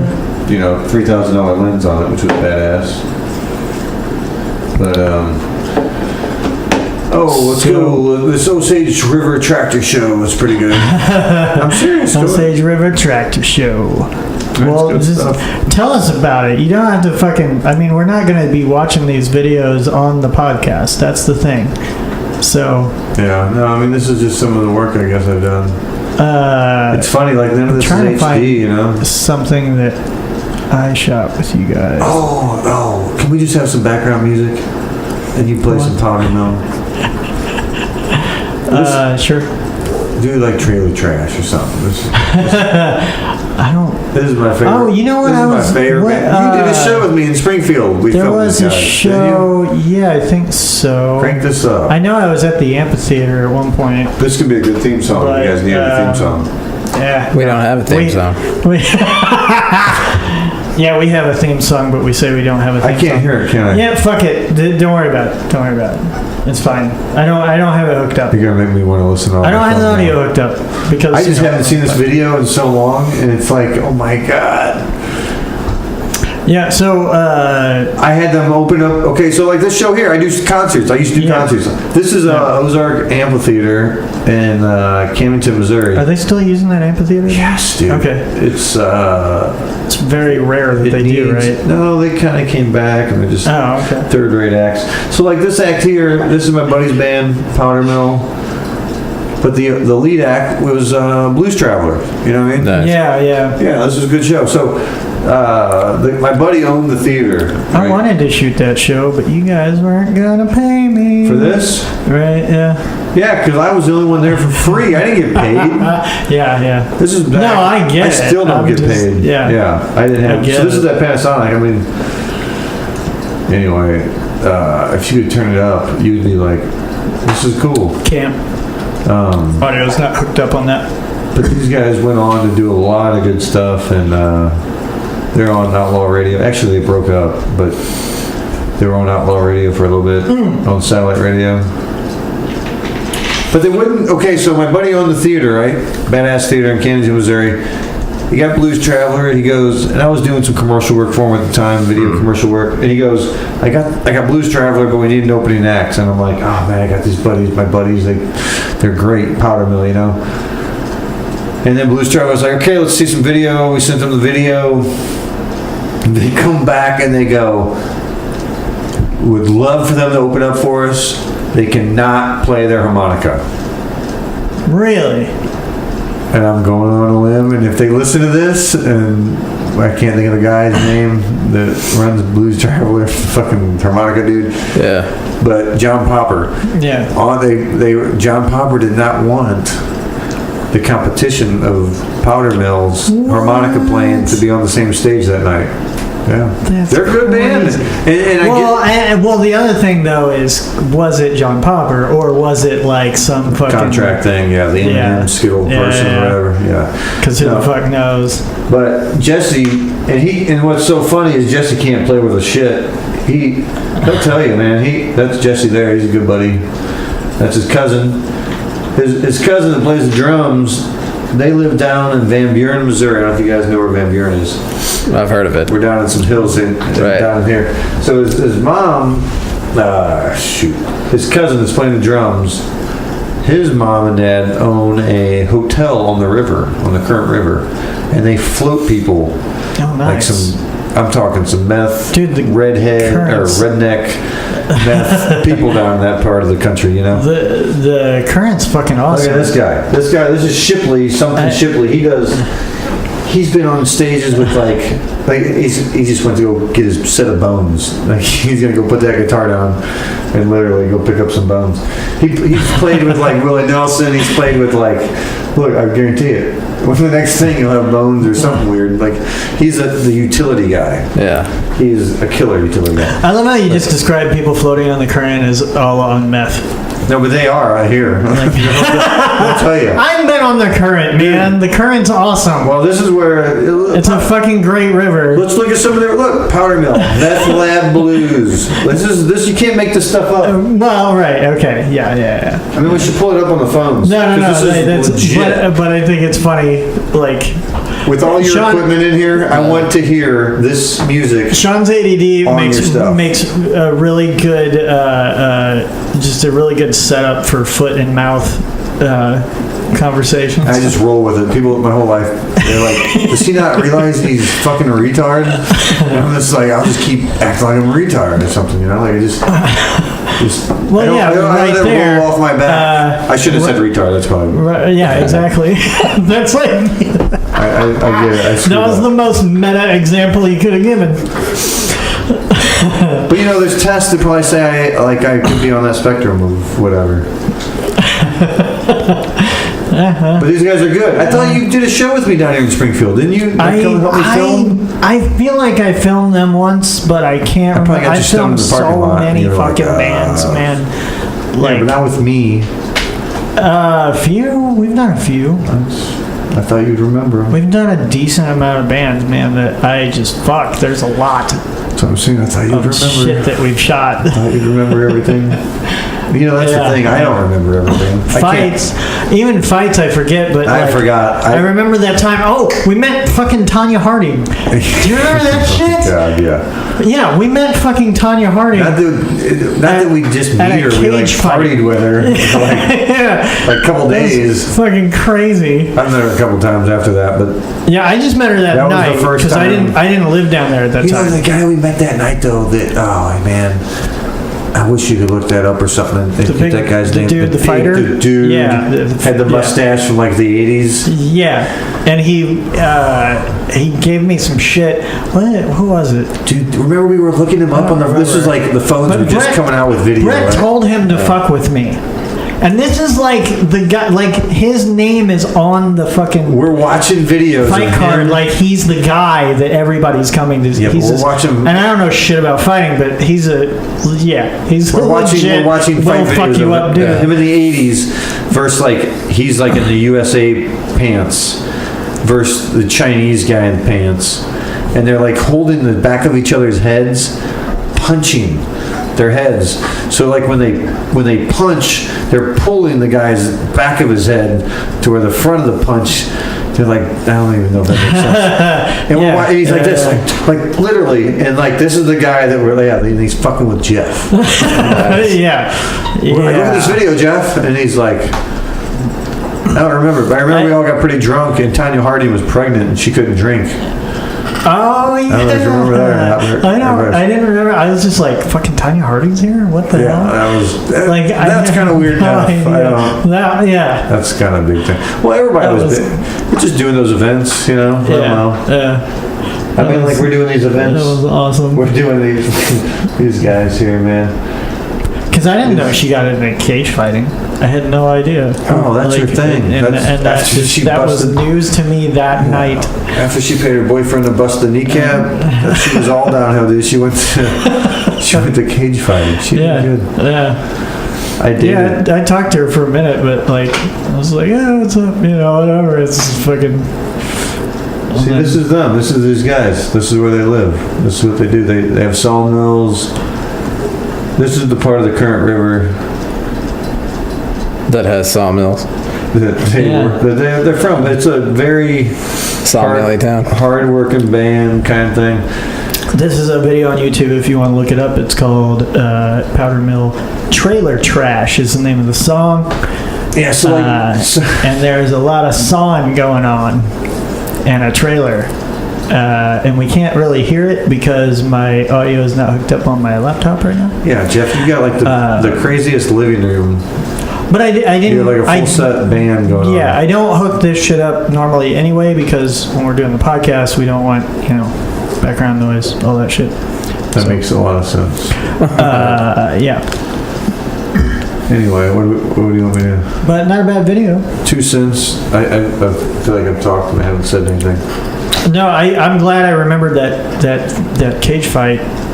The guy came up to me. I wish I could remember. I forgot about. I mean. Oh yeah, you say cage fights, and now I'm like triggering all these cage fights. That's what it was. No, he came up to me and said something like, "Did you call me a pussy?" or something where like, it's like, why the fuck would I ever say that to you, dude? Like, yeah, like we've been watching videos of you fucking China. I'm gonna call you a pussy. Yeah. So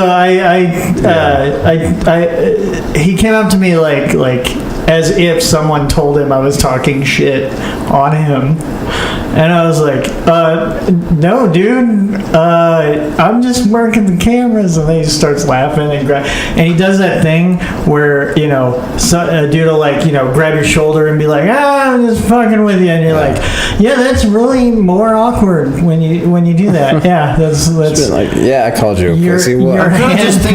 Your hand could fit around my skull. Weren't we on the outside? I'm not comfortable with you touching me. Were we not on the outside bar when that was all going on? Like some kind of it was outside. It was in a tent, right? Yeah, it was in a tent. It's all coming back. Yeah. Was it Dog Days or something like that? It was Captain Ron's. Oh yeah. It was Captain Ron's. That place is. It was Bike Fest weekend. Right? I know at least at that time that place was really fucking nice. It's very nice still. Yeah, Captain Ron Dugan has done a great job there. Yeah, we've done a lot of stuff with them, but that's crazy that a lot of money in that. You know what? That night, the promoter. I'm trying to think who the promoter was. I always get stuck with bad promoters. I don't like the side of things. I'm trying to think of other stories we had. Now you're in the new stuff. A-frame.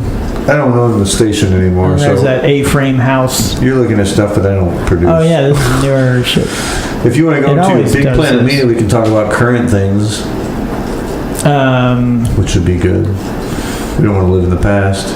There's that A-frame house. But yeah, man, every single video on here went through my hand. This is before we had anybody, man. So I was shooting on an XL1 and editing on a Oh, On an apple. and when we worked at Ozark TV, we lived in a house on Tantera. Tantera is a resort on Lake of the Ozarks that is... who's taking over that? There's... Tantera's changing, isn't it? Something about Tantera, fucking my parents told me. Margaritaville, they're turning it into Margaritaville. Sounds fancy. Because it's just not white enough. Oh, It's not- Do you know what's crazy? It's not white and hacky enough. Like, the things I'm getting involved with down You have there. to turn it into fucking Margaritaville. The things I'm getting involved with down there are so crazy. Like, so my buddy's got this shop. This dude, Waves and Wheels. I gotta give it out to them guys. Justin at Waves and Wheels. So he's got a red, I want to say it was like a Chevy cargo van, like a 1990s cargo van, right? Back in 1990 or whatever. And he started doing speaker installs in boats, like probably 2001, whatever. Yeah, 2001, 2005, somewhere. And he's rolling around in this 1990s van, red, put WW on it, Waves and Wheels. And he went on, like today he calls me and he's wanting to do the show with me or whatever. We've been talking for years. But today, he bought this marina right there. He bought the marina next to Margaritaville at the lake. You know what I mean? So that's the things that are going on at the lake, like what's going on. Well, there's a lot of things going on. Oh, that house Like, I'm we on were these in boards. was fucking awesome. Oh yeah, By the totally. way. We were in like, what were we in, like a 3,000 square foot house? Three dudes. That was the biggest fucking... We had like room. 800 square foot bedrooms. Yeah. Those rooms were fucking huge. I had 2 beds in my room Nice. and enough room to still have like 20 people sleeping in it. He had a studio It was like amazing. going on in his room, like a music studio kind of thing. I had like a basic setup. That was back when I I would had bring like the girls over and like combo lamps we and... would have a bunch of girls a spend the PA. night everywhere. Guys too, or whatever, just buddies. But yeah, we had... Nothing crazy went on. We had that, but yeah, we had like a PA. Too dumb to fucking do anything back then. We had like the... Jeff had the music room. yeah, I had like shit. I had like the weird sex And room then, that never happened. And then, well, you had fucking amazing photos all over your walls. Yeah, I probably took them. And then we each had a bathroom in our rooms. Yeah. Like everybody had their own bathroom. I had the worst. And then Olmedo had Albedo's room sucked. He had Olmedo's the room. kitchen though. He had basically the Well, basement. We never went in the basement. His room was still just as big. what's not? It wasn't. Well, it wasn't quite as big. I Don't guess. tell yourself. It wasn't quite as big as ours. half. But he did have like he's right by bathroom. the kitchen and had the best bathroom. It was the first time I ever slept apart. First time I ever lived with a Colombian, and he was dirty. It was like he was living in the woods. I love that dude. I do like him. So he He's been growing things. Have you been to his place? No? not. He's got quite the green thumbs. He had a really awesome room, and then we put up a. Okay, he didn't have an awesome It was small. Okay, cut here. I had like girls in mine. Cut Go down here. in his room, it was like cockroaches. The girls wanted to pee and stuff. We had. I'm like, go downstairs. Use it downstairs, and he had like pull-up machines. We did. We This had. Colombian sex room. We had and we had Actually, this fucking huge deck. I didn't realize he was married either. He was married living with us. Yeah, he was married at the time, but they were separated and He all was that getting shit. his green card. It was a bunch of bullshit. That's what it was. His wife is nuts. He legitimately went into that marriage. Like it was a legit marriage up until she got fucking nuts. We But, shouldn't be talking about him. Well, yeah, he just needs to come on the podcast is what needs to happen. Because he's been wanting to do a podcast with me forever anyway. But yeah, we had that huge porch, and then we put a punching bag in the living room. So when we moved in there, the people at Tantera they're like, yeah, we're going to be dozing that house when you guys move out. And we're like, well, can we paint like a green screen on the walls and do all this other shit? And they're like, sure, we're just gonna bulldoze it. And we're like, oh fuck! And I don't know why they would bulldoze this place. It's fucking amazing. Yeah, and we they didn't bulldoze it. Remember they yeah, I guess they did. Nice. Yeah. We had squirrels like fucking in our like above us every night. Yeah, squirrels. you could hear. Yeah, you could hear in squirrels. The roof, like there was a lot of issues with the house. They get up in the attic and they'd fuck all night. Squirrels. Did we have an attic per se? Like a real attic? There was like a layer of there's like like the fuck layer. I mean, it was really fuck layer. So, but yeah, we had like a punching bag. We bolted a punching bag into the fucking like. Should have just put a fucking fire pit right in the middle of the place. We had a fire pit. Yeah. just put a fire pit on the car. Yeah, but we had a fireplace. Didn't we? Did we have a fireplace? We had a fireplace. Okay. Yeah. If they're gonna demo it, I mean. And then we made a green screen, and we had the couch sitting in front of the green screen, and we probably only used it one time. But the one time we used it, we sat on the couch and pretended we were driving. We were stupid. Yeah. We had a theater. We worked at a studio. It was nice. And then we were like... Well, when I was there, it was not nice. Well, yeah. I guess it wasn't nice. Yeah. But we were like... But then after I moved out, you guys got... We were starting a TV studio, and there was 3 guys that worked at the TV station. We were all living together, and we're like, fuck it. We'll just do our own thing. You know what I mean? So we started doing our own thing. And, we'd have parties, whatever. We were 3 fucking dudes. And this house was just crazy. Which is kind of nuts because we should have had more parties, but should have had way more. I think we were just working. We just all were putting our head down, making money and working. Because it was like the ultimate party house, and we had like. I think you left. I may have been the last one there. I may have been the last one there. But I remember Chad came over one time, and KU there was some girls that ended up living down the street, and it was wintertime. And Chad Randolph was there. Oh, that place was like a fucking ghost town in the winter. Yeah, somehow he had his sweatshirt. This is my buddy Chad. He's a fire jumper. And his uncle and aunt lived at the lake, and so out of season he came to the lake in the winter. Actually, he had done a couple seasons. It was wintertime, so he was here at the lake. And he's like, dude, you hear that party? I'm like, yeah, I saw the plates. There was KU. I didn't want to go down there. I didn't go to KU. Central Missouri. I didn't want to fight. That's what I was thinking. That's what I was thinking. But then Saturday rolls around and he hears it again. And he's like, we're going down there. And we were like, I don't know what we were doing that day, but I was wearing his sweatshirt. Because it was winter, and we were like 4-wheeling or something, and he had his other sweatshirt, but the sweatshirts were both firefighting sweatshirts, which I didn't think anything of it. I just fucking threw it on. But we go down to this party, and the door opens, and the chicks are naked. Yeah, like you do. I mean, I'm like, it was beyond me. And they didn't open the door all the way, but they cracked the door. So we didn't know they were all naked. So I should rewind. But they cracked the door. They cracked the door, and this chick was naked, and she was like, "Hey," and I think I almost ran away. I'm not into that. I'm not the guy. I'm pretty shy. I mean, I might not be shy, but I am pretty shy. And Chad was like, we're going to go in this party. And I think I probably ran away from the door. I'm going to go back home or something. I don't know, you know what I mean? Yeah. But then I saw what was going on, and he was talking to her, and so I walked up. And she's like, well, we're like, oh, we live right there. And she's like, oh, yeah, you can come in.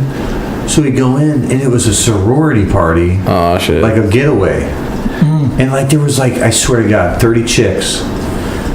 And none of them had clothes on. And they had they had taken Sharpies though and wrote just crazy shit. I think I've seen this video. No, I didn't. This wasn't a video. We didn't have cameras. But maybe this is something they do. I don't know. But it was new to me. And I was this was 10 years ago, 15 years ago, 20. It was a while ago. This was a while back. Yeah, it was a while. I mean, this was when I was appropriate. I was still that age. It was before marriage and kids and all that. But it would have been 10. Yeah, it would have been at least 10 or close to 10. Yeah. So I was like, yeah, we'll come in. So we go in, and like they had written like, I guess like they were, it was crazy. Like some girls had stuff like slut, or like just things about them. That was real weird. The marker thing was, I didn't get the marker. Sounds hot. Yeah. But like, so we were like, I didn't want to fail. So you didn't want to like goof. You didn't want to do something stupid. And they were coming up, like some of them were like, oh, there's guys in here. We don't want to be around them, but they were so wasted, dude. They were so wasted. There was so much trash of like beer cans and pizza. They had been in this house for like 4 or 5 days, just drinking and partying. And this was like the last 2 days of their trip. And they're naked with writing on them for some sorority thing. I mean, this podcast is probably turning to 180. You gotta definitely use this for something, but this really happened, and you can confirm it. Call Chad up, put him on your next one. I mean, like, make the stories click. They work. But I didn't want to goof it up, so like he goes on the porch with like 2 or 3 of them, and I'm inside in the kitchen with like 7 or 8. They just like are like little fish. They come around and. Like I didn't know what to do. Like I didn't want to goof it up. I did not want to goof it up. You know what I mean? So we're like, we're just talking like normal stuff. Like, yeah. So we just didn't like think about everybody being naked. It was weird. Because and they were like, "Oh, you're a firefighter," and I was like, "Fuck yeah, I'm a firefighter." And like that was what it did. That was the face of a firefighter. I totally forgot to tell you that part of the story. That was what got us in, I think. It was the firefighter jackets, or the sweatshirt. Yeah. It was a sweatshirt, dirty sweatshirt, man. We were cutting wood, I think. You know what I mean? Like, it was nothing. I mean... You're cutting wood. Well, just, we live in... That's appropriate. We burn wood, we cut wood, yeah. Cutting wood. Like, but, baby, I've been cutting wood all day. I'm tired. These arms are tired. They can't swing downward anymore, but they can lift you up on a table. Yeah, so he went out with those girls, and there were some girls like, there should not be boys here. And I was like, what are you guys doing? I was like, who's putting your trash away? I remember there's like bottles of liquor everywhere and pizza. I didn't think women did shit like this. I've never done stuff like that. I've never... I mean, can you imagine me and 20 guys naked with markers? Like, what are we going to do? Tits. Oh, who's cleaning up? Who's cleaning up? Yeah, I was that guy. I'm like, what are you guys, like, are you coming back? I was actually, I kept saying, like, so, I was like, it was fucked up. Because I was like, so you live here? Like, your parents live here?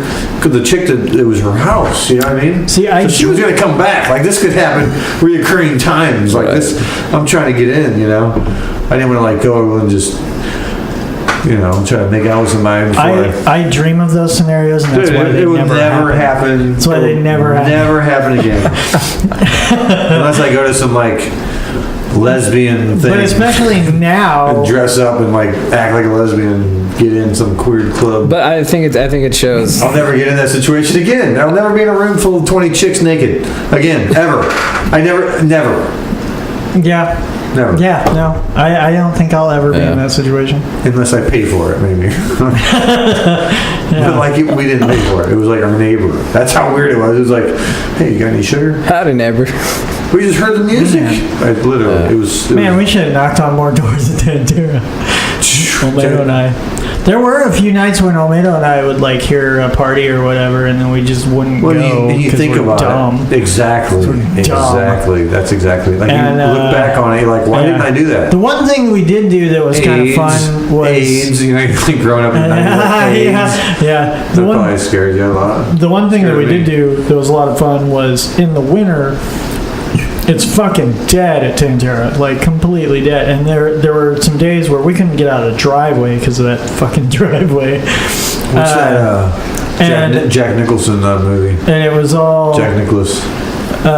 Shining. It was like The Shining. Oh, it was like The Shining. It was a lot like The Shining. The lake's out there and it's all frozen. Yeah. Lake of the Ozarks, Damn. So there's like tons of snow. The roads are fucked, and Olmedo's like, well, why don't we go caroling? Nobody's here. And so Olmedo and I walk around, and we carol, but our caroling is like 80s hair metal songs. Drunken. And so we're singing like, we're just walking down Tantera singing like, we're not gonna take it, and shit like that. and then we get to the actual building, and there's fucking no one there, and it's open. Yeah. And we just wander the halls of the fucking Tantera Resort, and we don't see anyone. We're just like hanging out. We stop. This is a big resort. There's like 700 rooms, 800 rooms. Yeah, we sit at a table and we just like 500 acres. Start drinking at this table that's like just in this hallway at the resort, and we did not see a fucking soul the whole time. Nice. And it was kind of the coolest, like, I came home one weird, night, eerie feeling. Like, I came home one night awesome. and I was like, oh my god, there's a sobriety check. Because like once you got in the gates of Tantera, you were in private property, and like you could do things that you can't do on it's public like a streets. gated community. You know what I mean? Yeah. You could drink. We would drink, and we would drive. We would drink and drive to the resort. And you could climb. Actually, not climb. You could walk to the end of our driveway, which was like what, 50 feet, 20 feet. It wasn't like a. You just go to the end of the driveway, and a bus would pick you up and take you to the resort. Well, that's rad. Yeah, and we had that pool. The time we snuck the pool was at the top of the hill. But we snuck into a pool there because there were like 3 pools or something in different spots. I don't know, maybe just 2. But you could drink in that resort. And one time I came home and I thought it was a sobriety check. And I'm like, there's no way I made it to. I was like, I made it to the resort. Now there's a sobriety check in the resort. How the fuck is this possible? And what had happened was a car came and they went up the golf cart. And like at some point the golf cart had a road, or it had a bridge, and the car got stuck between the bridge. Like it got smaller, and the car thought they could make it. They were like, "Oh, this must be the road," and they must have been hammered. And I came home and there was an actual car that ran into the car got on the golf cart and thought it was on a real road. Wait, the car, like an actual car or a golf cart? It was an SUV. An SUV was on the golf cart or on the golf course. On the trail, track, whatever, yeah, the track. Yeah. And it went over a little bridge, thinking it could fit over the bridge, but it was like it was made for golf carts, and it was like a drunk guy in an SUV, and he got stuck. Wow. And I come home, there's cops everywhere and tow trucks, and I'm thinking, oh fuck, I gotta go through the sobriety check. And it was just them fucking with this other drunk, I made it home. But I could have been. How much incriminating evidence do we need to edit out? Well, I don't think anyone's gonna. Yeah. Listen or watch. Everybody's gonna I can't talk about this. No, but this really happened. And, we're in a gated community, so you could do that. But I probably don't want to. We snuck into the pool one night. There was a pool kind of like at the top of the hill near our place, and we fucking totally snuck in, and because it closed at 10 or something. And it's like 1 in the morning, and we're swimming. And this dude, the security guy, comes into the fucking pool, and he's like, "Hey, you guys, you need to fucking get out." And he's a real dick. He starts out as a real dick. Well, hold on. Starts out as a real dick, and is like, "You guys need to get the fuck out of here," or whatever. And we're like, "Oh yeah, sorry, we just thought it was okay because we live here," and blah blah blah. And he's like, "All right, well, no, but you guys live here?" And we're like, "Yeah." And he's like, and he kind of just flipped a cool switch or something, and was like okay with us. He's like, "Well, you guys do need to get out of here, but it can be dangerous around here." And they start talking about gangs in the area and stupid shit. And we knew he was bullshitting the whole fucking time. Right. But he's doing the whole security guard. I'm more important than just a security guard. I know all about the fucking cartel. Former FBI. Yeah. Working in Former Tantera. FBI working at Tantera Security. I know all about the Lake of the Ozarks cartel. You crossed my laser beam. Yeah, it was fucking hilarious. And then we just went home and we're like, yeah, that guy was full of shit. Well, they would go up there and watch. The chicks would go in the pool at night and get naked. Fucking chicks. Yeah. I mean, they do it all the time. Yeah, that guy was probably just like... He's a perv, dude, just like all the other guys. And he's probably like, because we said we live there, he's like, well, I don't want to get in trouble, you know? Like, so he's like, fuck it, I'll be cool with them. Yeah, they're going to vote me out of my job. Well, it would appear that apparently Mexican drug cartels have and do operate in the Ozarks. Oh, yeah, no, I have no doubt about that, about some shady shit going on. Well, that goes back to my Monday demo Oh job. my God, we've kind of sort of seen some shady fucking shit go down, like you know, like implied stuff from just like the dealings that the TV station had and stuff like that, where we're like, oh yeah, there's some really shady shit going down in this town. But like that guy, full of shit for sure, like full of shit. It was one of those demeanor things, you can tell he's full of shit. Well, it was crazy when it was winding down. I remember he opened the trunk up and he had like 2 gallons of Jack Daniels Where? Who is in this? his trunk. Our boss, the owner. Oh yeah, He was big into, you know, it was like, he didn't give a shit. He was spending money. Yeah. This dude spent $2 million in less than a year on audio equipment. You know? I could deal with that. Yeah, he was riding the wave. He spent like $100,000 on concrete to make their floor smooth. You know, we were already a pretty smooth floor. And he's like, "Oh, we're gonna redo this whole studio," and dude, I gotta give the guy credit. Like, it was cool. It was a cool idea, but he went too big. Obviously, I came back too fast. Obviously, after that sunk, I started the station.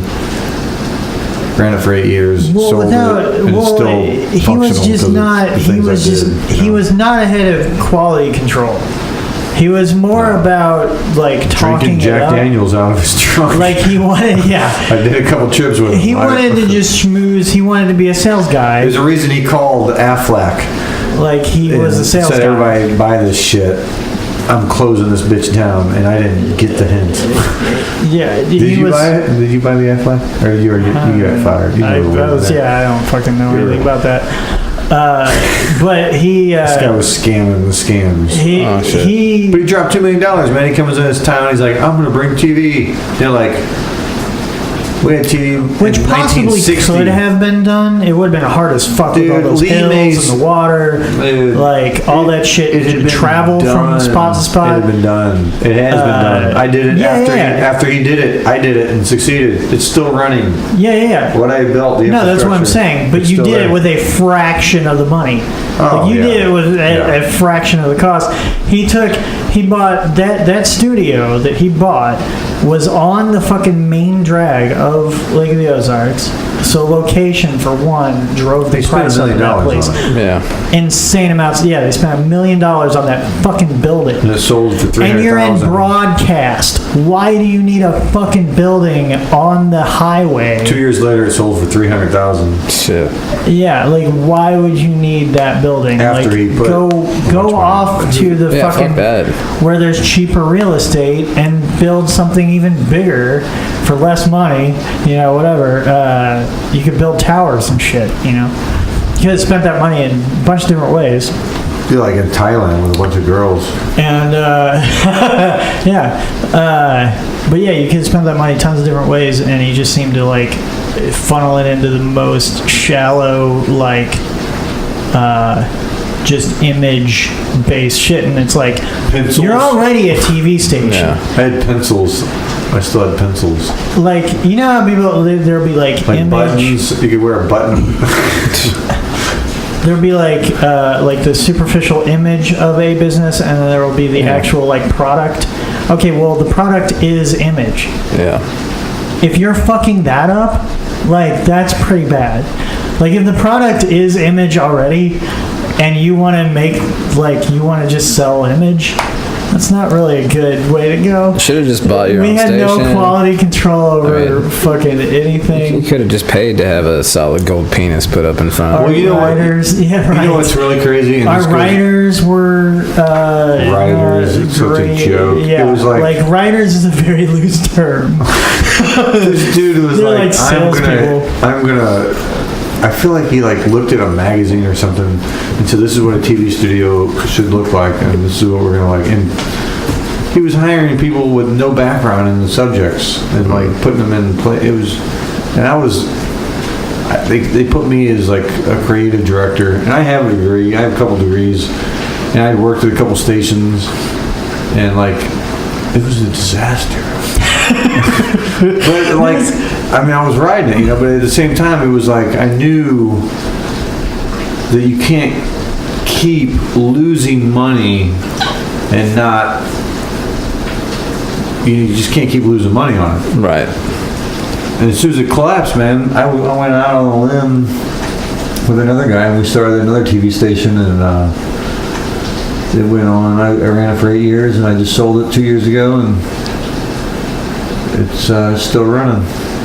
But you know, there's technology. Are we still recording? Yeah, we're still recording. I don't know what I'm talking about. The technology is just, I mean, right now I'm running this station. I run a station out of I run out of a van in my backyard. It's a big van. It's an old Air Force van, but we're trying to start another station right now, and it's like, you know, you couldn't do that 20 years ago. Right. Right now they code a box, computer, a couple things, cameras, you start a station. Yeah. It's crazy. I mean, like right now, on my way down here, like I was listening to some, had to been a podcast because AT&T kicked in and said 75% of your data is used. You've got 30 more days to use. You're going to be paying us more money because you're listening. But Anthony Bourdain was talking about, you know, they were like, where have you been that was like you felt like you had to do it or do whatever? And he's like, oh, there's this village where they sacrificed like this ant. It was a pig. They sacrificed this pig, and they wanted me to spirit the heart. And he's like, I don't kill shit.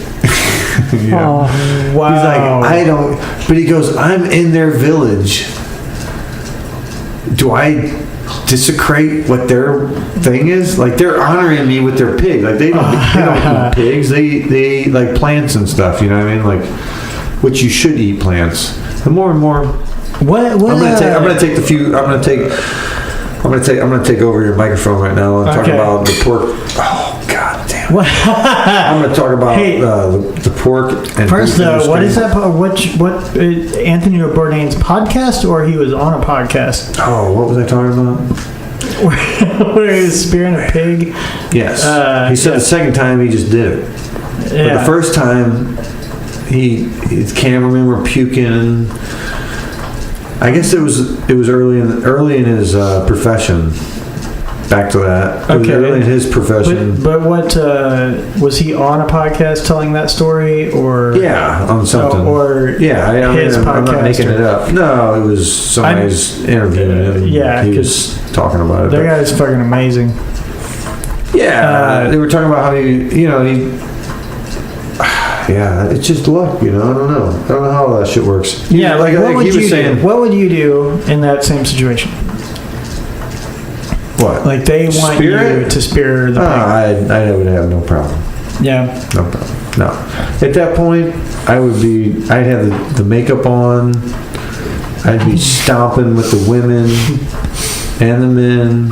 I mean, man, that's how I roll. If you look at all my stuff, I'm the mustache man. You know what I mean? Like, I gotta do shit to make myself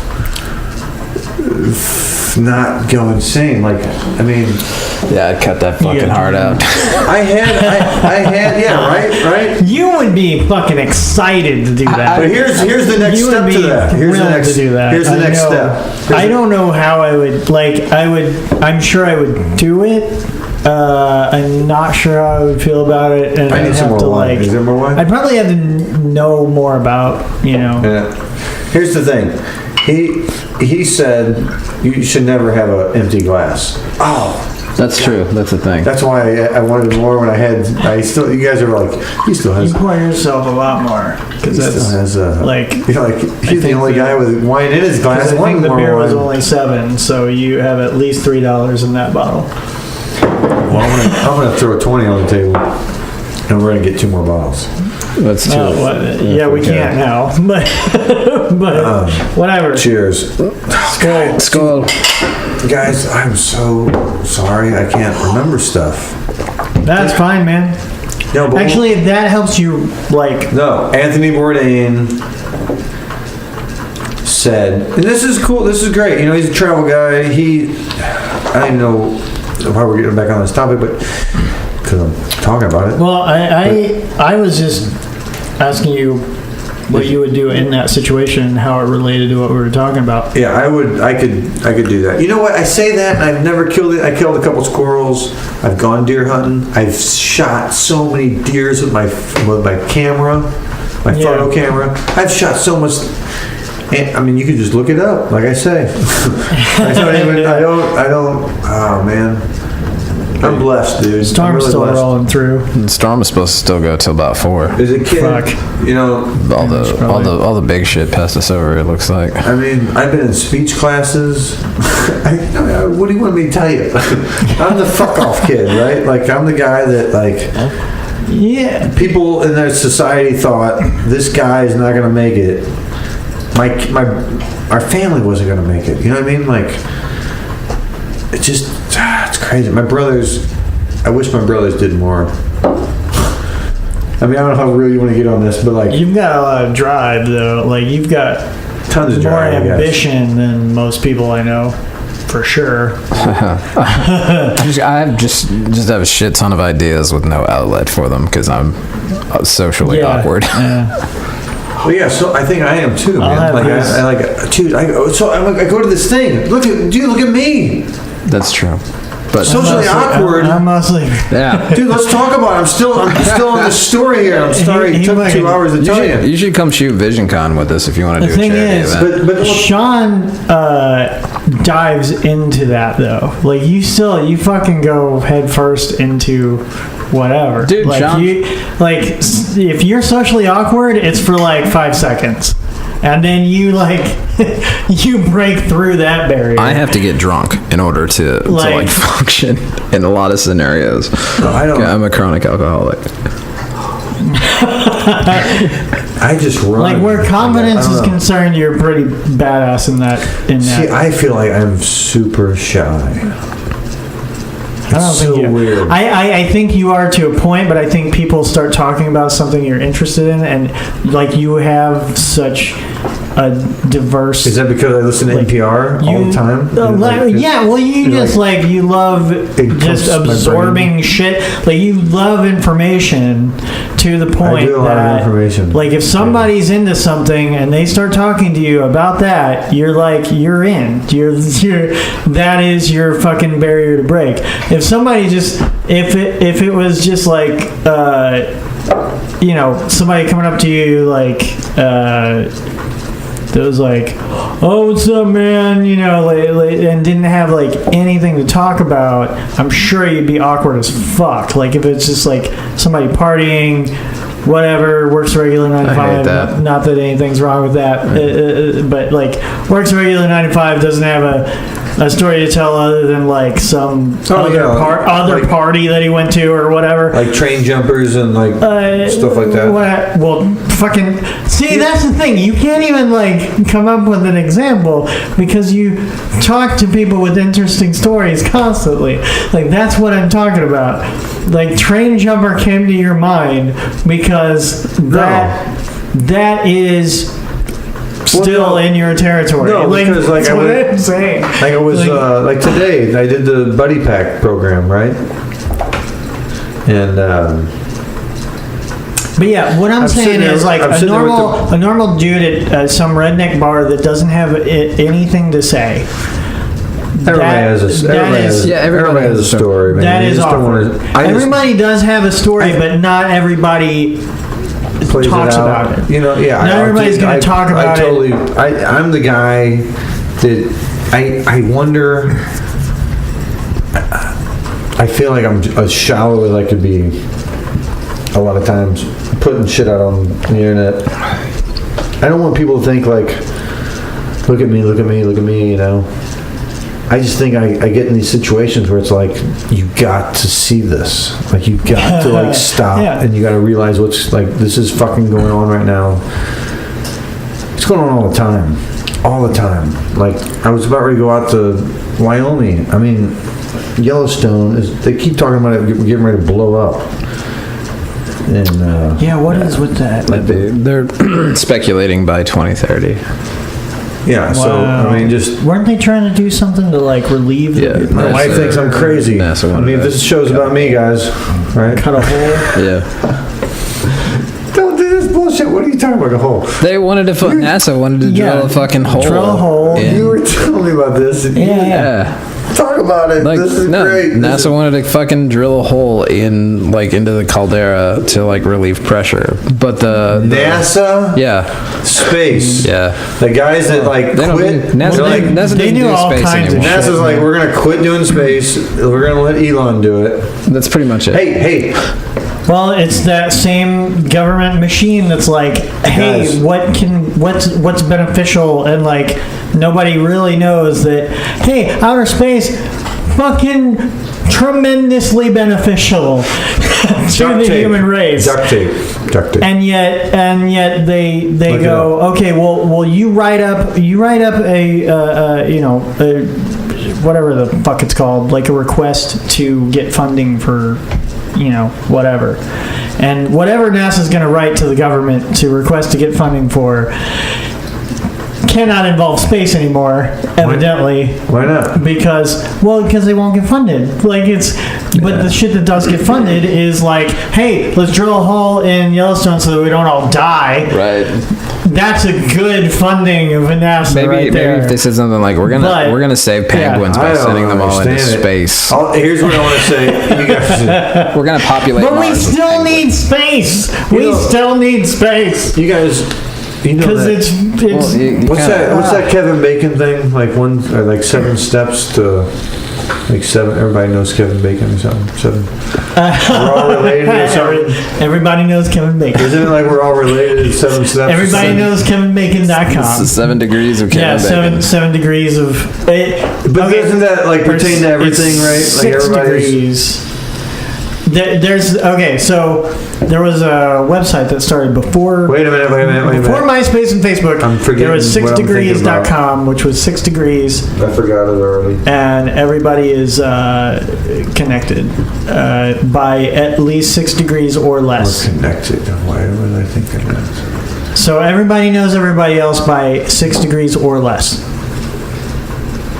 That there's more people on the planet since then, I don't know if that's still true. There's a website called the Oracle of Bacon. Yeah, but I had this thought going there for a second, and I totally forgot what my thought was. And we were talking about funding NASA to fucking but it was the tangent you just went on that I said, and you space ran off. That we needed space for everyone. And then you said something about 7 degrees of Kevin Bacon. We're all related.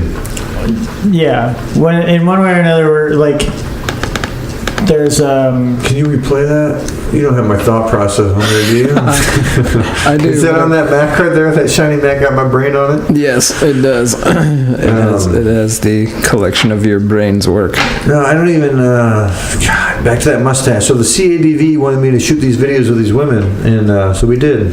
And this woman told her story. And we shot it. I did this little video, and then they go, hey, we got this dinner we're doing. We want to show the video at the dinner. I was like, cool, okay. And then the guy goes, I'm driving in my car, and the radio host goes, dress up as your favorite sports fan. And I'm like, okay, I'm going to dress up as a 70s track star. So dress up as your favorite what? Like your...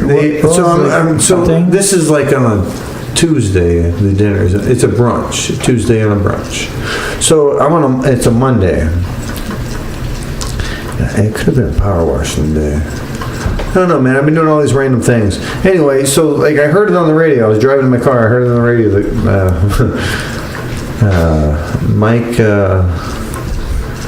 I can't think of Mike's last name right now. This man has children. I'm a damn good father. Yeah, no, Dude, I can see that. I got so much on my mind, dude. We're saving big problem stuff. Because Beyond because Beyond that's what having kids is not being able to focus on fucking anything. Dude, like my sister cannot focus on shit. No, like, I can focus, but I'm running the last 4 days. I've done almost like $700 worth of revenue to me. I'm making a joke. And that's not even like my bullshit fake money I'm running. Look at this, dude. I didn't even hear what he said. I got like all kinds of hookups. What are you talking about? This is my cell phone. I mean, what do you think I got going on in my house? By the way, you can What set... do you think I got going on in my house? You can set alerts, I know. by the way, for like if it goes below a certain amount or above a certain amount. I haven't bought anything. It's all been in my...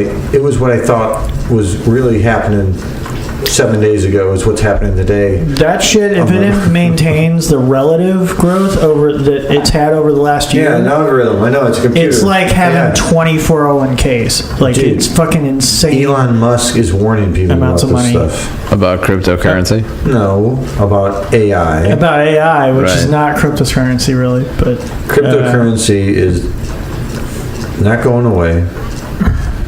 It's here to stay. For sure. Yeah. I'm still waiting to get fucking approved by Coinbase so I can get back into it. Okay, so like 2 weeks ago, I don't know what I did that you didn't, but I've been in the game. I put $200 in. We talked about it. We were talking about it. We talked about it that night. And I said you would drive yourself insane if you keep looking at the charts. I'm not insane. But don't keep looking at... Just don't... Okay, you can trade. If you're going to start trading and stuff, then you need to like really diversify all of it. Like all of your funds. But...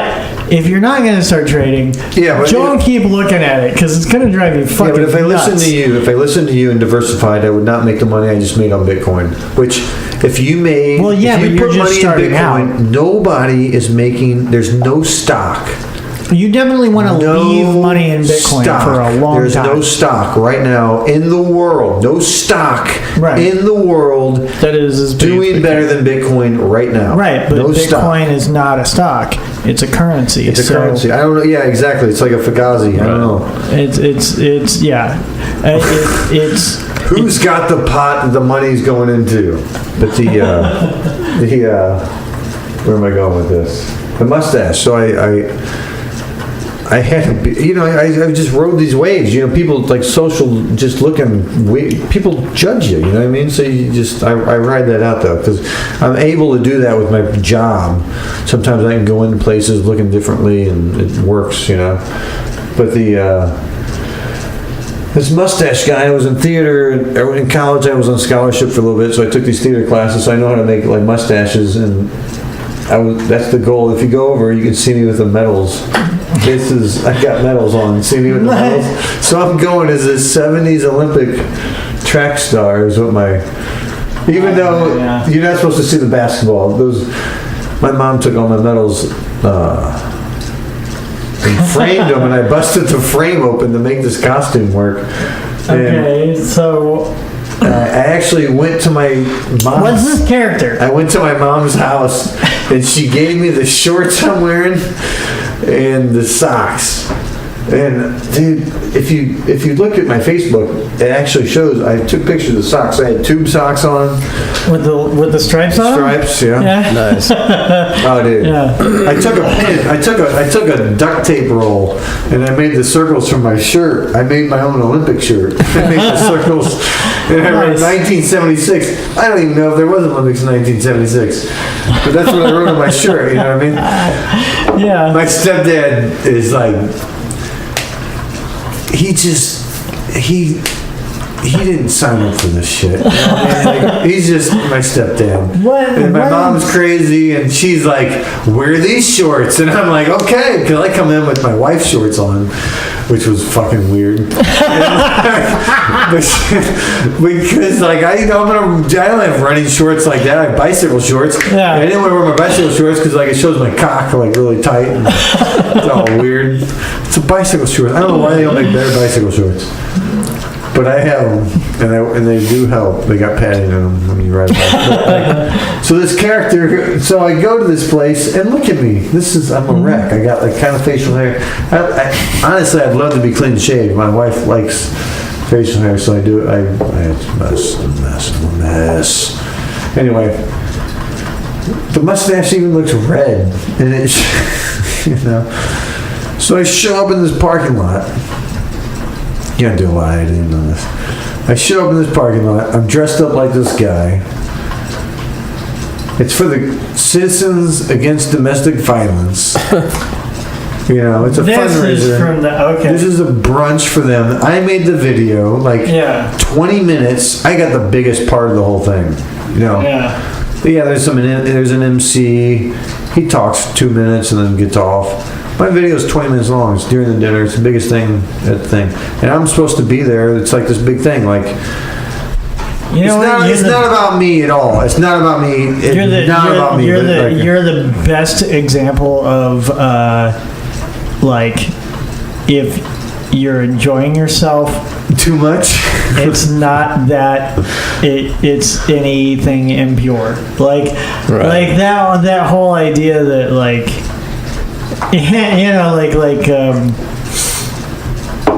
that you can't have fun with something because of its serious nature or whatever. You're still contributing, you still believe in the cause, all that shit. But fucking threw a mustache on. Who gives a fuck? Why? That's how I came you know in what there. I mean? Well, you know it's so weird when how we fuck with each other over. Well, when I heard the radio guy say trivial that, shit. When I heard the radio guy say dress as your best athlete guy, I was like, I'm going to do this character. Why not? It's Halloween. I'm going to practice. And so this was the guy. Look at me. I'm sad. I'm driving and I'm taking a selfie of me with a weird mustache. That's pretty sad. But it looked somewhat real. Look at my hair. It looked real at that point. It was. I thought it was dyed, but I thought it was a real mustache. Yes. Yeah. I really legit thought it was a real mustache. Because my hair plays it off too. It's like he's got long hair, curly hair. Maybe you had dyed it or something. Look at that. That's the normal day. That's I got paid to do that. Yeah. Go back. This is what the Coast Guard is pissed about. You're in a boat with a bunch of young people. You know what's funny about it? I keep posting pictures and they keep thumbsing them whenever they're doing. I know the Coast Guard guys get pissed seeing this shit, but why? What the fuck's wrong with that picture? I have no idea why it's the Coast. Yeah, they're just. It's not enough. It's not enough titty for the Coast Guard. I don't get it. They say I'm doing something wrong in this picture. You can tell me what's still. What do I write? Still good boat weather. Yeah. I think what it starts to get to is the borderline between where you are getting financial gain as opposed to when you're not. So if you publish something and you don't have releases, the character, people signing a release or whatever. It's this character. But I don't see. Dude, when I was 27 years old. But the other thing is, why the fuck does the Coast Guard care? Dude. Yeah. So that can't be the reason why the Coast Guard is what's stupid. Yeah, but look at this. But I think people might want to fuck with you because of that. What I'm saying is they're 20 years, not 20. They're 10 years, 15 years behind when it was badass. When we were taking helicopters and landed bars. Oh man. It was ridiculous. People would be like, ah! And I'd get out of the helicopter and be like, whatever, we were just doing a job. But like, we'd fly all over and we'd land. I was so jealous. I'm to this day fucking jealous of you for doing the ride of a helicopter. I still do it. I did it and like I've 2 weeks never ago. done it. I have never done it. Even once. Helicopters, we do it all the time. That's why I was doing the day. I was looking at the guy. That's why the FAA, they're like on me. They're like, but the thing is, they're getting on to me stuff that I did 10 years ago. Like, I'm like, that was 10 years ago. It takes them that long to catch up. Dude, like, Yeah. I'm like beyond. Like, you know what I mean? It's like they're catching me. Like, I'm at my kid's soccer game or something. And they're like, it's just weird stuff. And like today, we're painting pumpkins. And the guy comes up. He's like, FAA. Painting pumpkins with my kids. Like, am I like a gangster? Like a modern gangster? Like, I watch that stuff on TV. But like, it's like, it's kind of weird. All this stuff. It's weird, dude. It's like, That is weird. I'm not that. I am really like, curious to know I'm not trying to be like, what they like their side of this. Like, no offense or anything. Like, it's not that I think you're shady you think at I'm all. making it up? At all, but like, I'm really curious to know what they're looking for, what they're after, like what the fuck the problem is. That's fucking nuts. Well, it's just like the guy said. It's like they get off on Probably that. killed it. I mean, what are we still doing? We should It's like they probably get off on it. we should probably kill this. Yeah. What can we do for a closer that will not result in 20 tangents? Man, I can. Sorry. I appreciate you guys letting me on here. Sorry. No Thanks. problem. It's fine. You want Awesome time. It's great. You want to plug any of your sites or anything? No, none of them. They all suck. We didn't even talk about my sites, man. MissouriNetwork.tv. Dude, pull it up and just let me see what's going on. Missouri, what was it? Missouri what? We gotta end this shit soon. You guys, MissouriNetwork.tv. Don't even talk about it. So MissouriNetwork.tv. What's next? What else? That's it. That's pretty much it. There's The parent company is Big Planet Media. Big Planet Media. Big Planet Media is what I go under. BigPlanetMedia.com. I'm a one-man dude. So when you got a few minutes, jump on over and check out Shawn's stuff. And You'll probably think I'm crazy. BigPlanetMedia.com. Do not report me to the cops. I don't know. Anything that's like anything that would legally be a problem, we're not going to air. Well, I don't think I've done anything illegal. I mean, I'm still out of jail. I passed everything. I don't think you have either. I'm but, like better mastered a safe lot than of sorry degrees. or I have whatever. Dude, I have degrees. I have like certificates. I have like circumference the world a couple times. And of course, if you always have any questions for us, you can always hit us up at contextuallyyourspodcast@gmail.com. Yeah, and send us hate mail. And send us hate mail. Because we'll read it. Definitely do that. These guys fucking rock. Just tonight also too, we'd like to mention our new sponsor, Pretty Pricks, which is it's kind of like Glamour Shots, but it's for dick pics. I've got several on there already. They specialize in making your dick look good. Is your dick ugly? Does it look like a dick out of a H.P. Lovecraft novel? Lovecraft dick. It actually adds a couple inches. Then get a Pretty Pricks. Pretty Pics photo Pretty Pricks. from a licensed Pretty Pricks operator. dick photographer. How did I get involved with this one? And they will make sure your prick is pretty, Yeah. No, really, we got hard or soft, black or white. Because in today's world, Or if you're gonna send genital pics to a random boy or girl of your choice,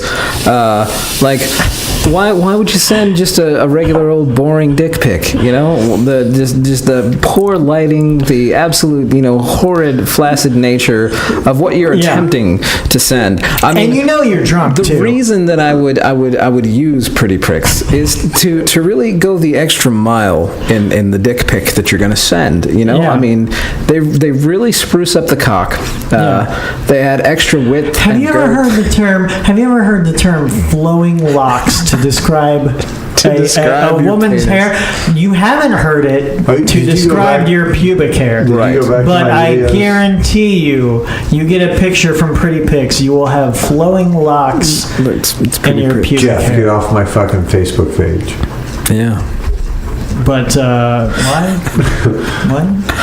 Those locks, you saw it on my Facebook page. Well, all right, ladies and gentlemen. Good night. Have a wonderful evening.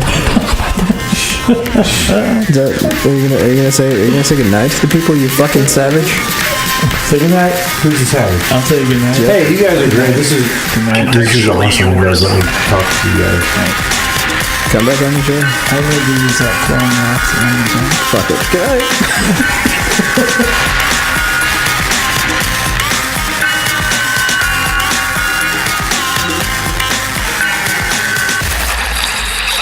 Oh, it is so good.